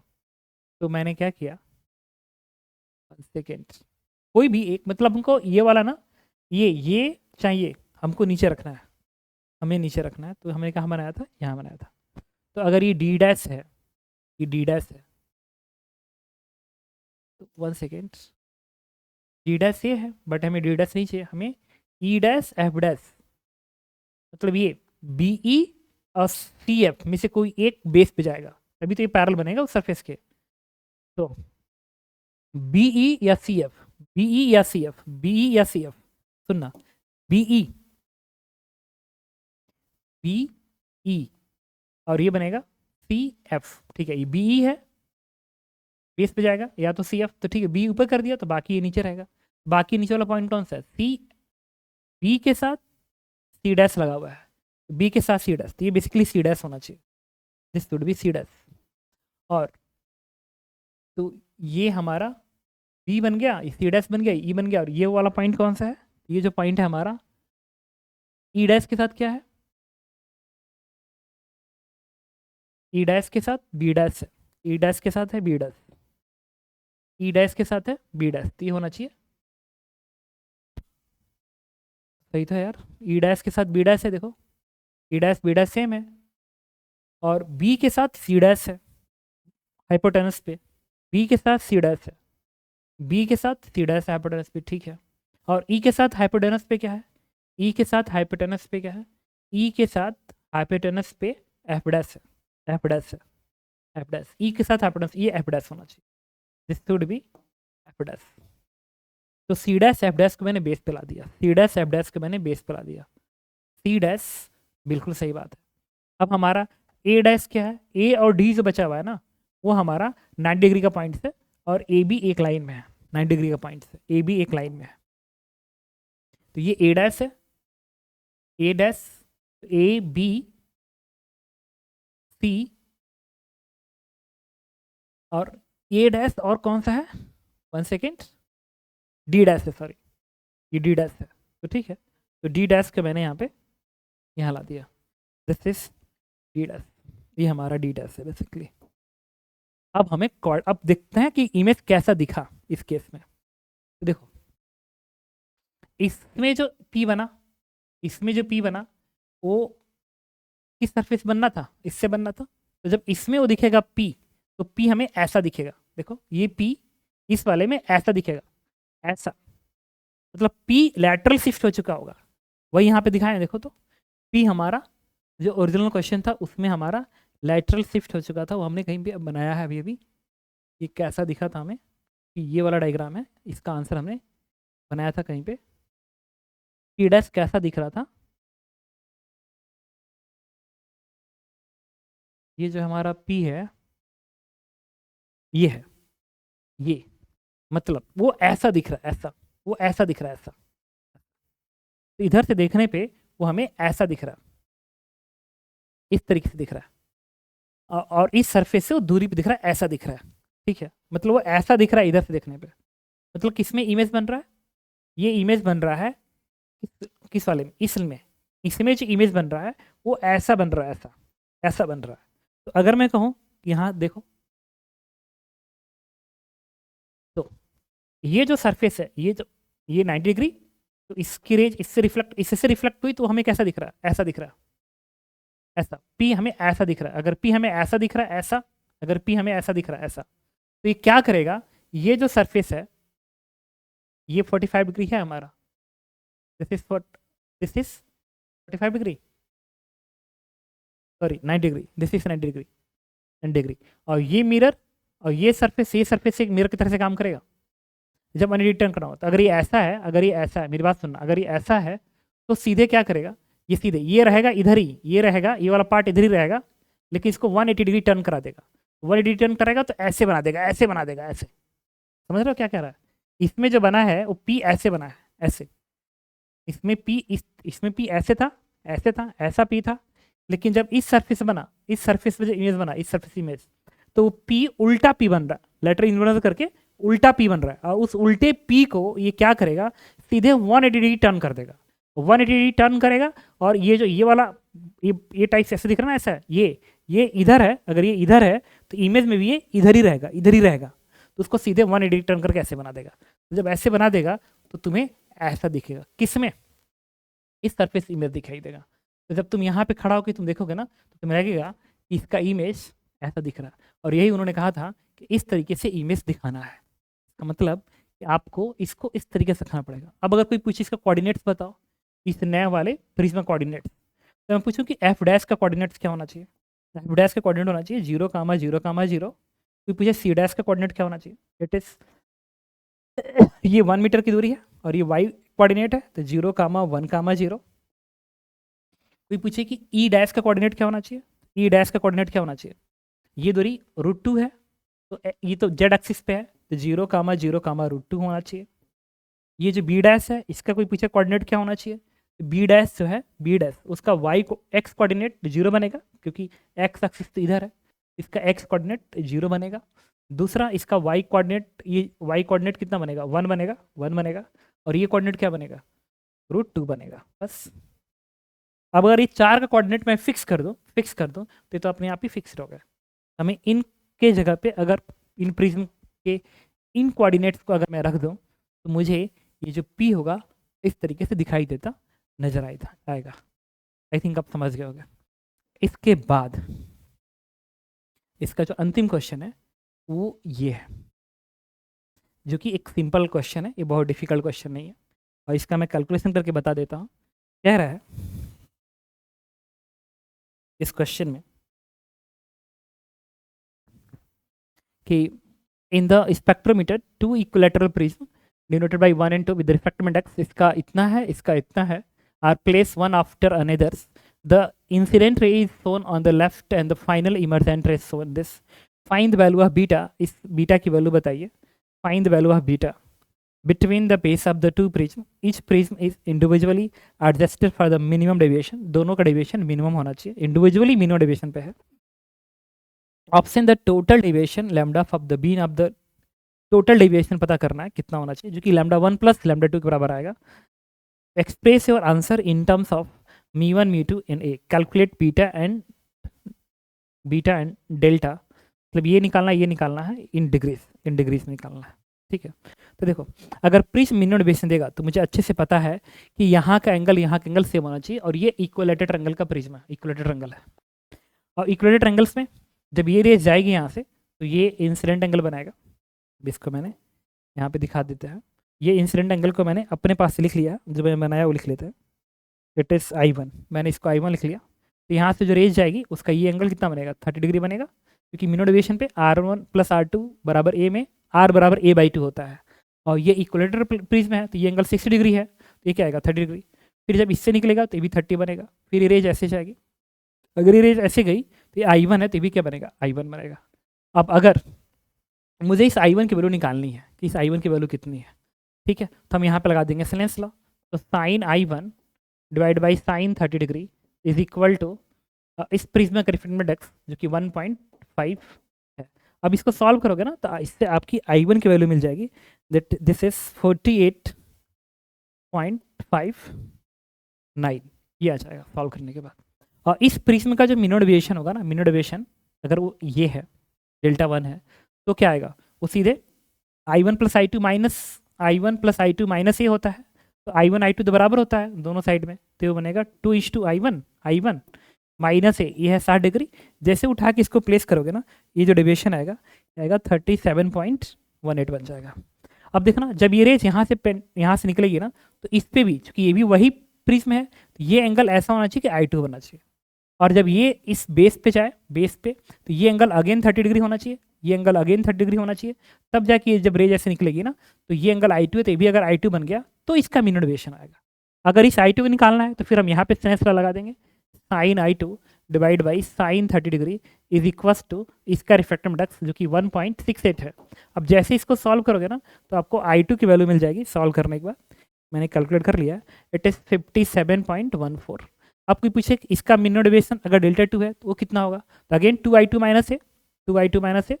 अब इसको जब उठा के प्लेस करोगे ना और ये 60 डिग्री है प्लेस करोगे तो ये वैल्यू आ जाएगी 54.28। अब देखो क्वेश्चन में कहा गया था कि बताइए इस दोनों प्रिज्म का टोटल डेविएशन कितना होगा। तो ये जो टोटल डेविएशन होगा ना कुछ और नहीं, इस प्रिज्म ने जो डेविएशन दिया ऐसे घुमाया, इस प्रिज्म भी ऐसे घुमाया, दोनों का डेविएशन जोड़ दो, दोनों का डेविएशन जोड़ दो। तो जैसे इसको जोड़ोगे ना delta 1 plus delta 2 it is the net deviation. और जोड़ने के बाद ये जो वैल्यू आएगी ना वो मैं बता देता हूँ। जोड़ने के बाद ये वैल्यू आती है 91.46 डिग्री, 91.46 डिग्री। अब इसको डिग्री है, इसको मिनट में बदल लो क्योंकि आंसर उन्होंने मिनट में दिया है। जब इसको मिनट बदलोगे ना तो आ जाएगा 91.28 मिनट आ जाएगा, and this is your answer. अब पूछा था बताइए बीटा की वैल्यू कितनी होगी, तो बीटा कौन सा एंगल है, ये एंगल निकालना है।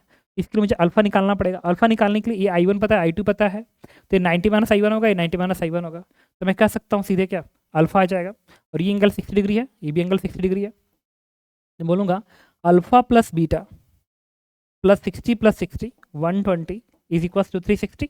देखो दिस 360, इससे आ गया alpha plus beta is 240 degree. अब अल्फा निकालना है आपको, जो अल्फा होगा वो कितना होगा, ये 90 माइनस I1, ये भी 90 माइनस I1, मैं लिख सकता हूँ 90 minus I1 plus 90 minus I2 90 minus I1 90 minus I2 plus alpha बराबर 180 डिग्री। तो इससे अल्फा क्या आ गया I1 प्लस I2। अब I1 प्लस I2 उठा के यहाँ पर रख दो, और I1 I2 आपको पता है, I1 आपको इतना है और I2 आपको इतना पता है। तो जैसे उठा के यहाँ पे रखोगे ना अल्फा की वैल्यू I1 प्लस I2 मतलब I1 plus I2 plus beta बराबर 240 डिग्री। जैसे पुट करोगे ना सॉल्व करने के बाद जो बीटा की वैल्यू आती है दैट बीटा बिकम्स 134। यहाँ से सॉल्व करने के बाद जो बीटा आएगा ना उसको मैं यहाँ लिख दे रहा हूँ, द बीटा बिकम्स 134.27 डिग्री, और इस डिग्री को अगर मिनट में बदल लो तो आएगा 134 डिग्री प्लस 16 मिनट, ये आंसर हो जाएगा, and this is your answer. ये डिग्री है 91 डिग्री 28 मिनट, 91 डिग्री 28 मिनट, ये 91.46 डिग्री। ठीक है, तो दिस इज योर आंसर। तो आपने देखा कि ये INPECH 2024 का सबसे डिफिकल्ट प्रॉब्लम में से एक था। Okay, thank you.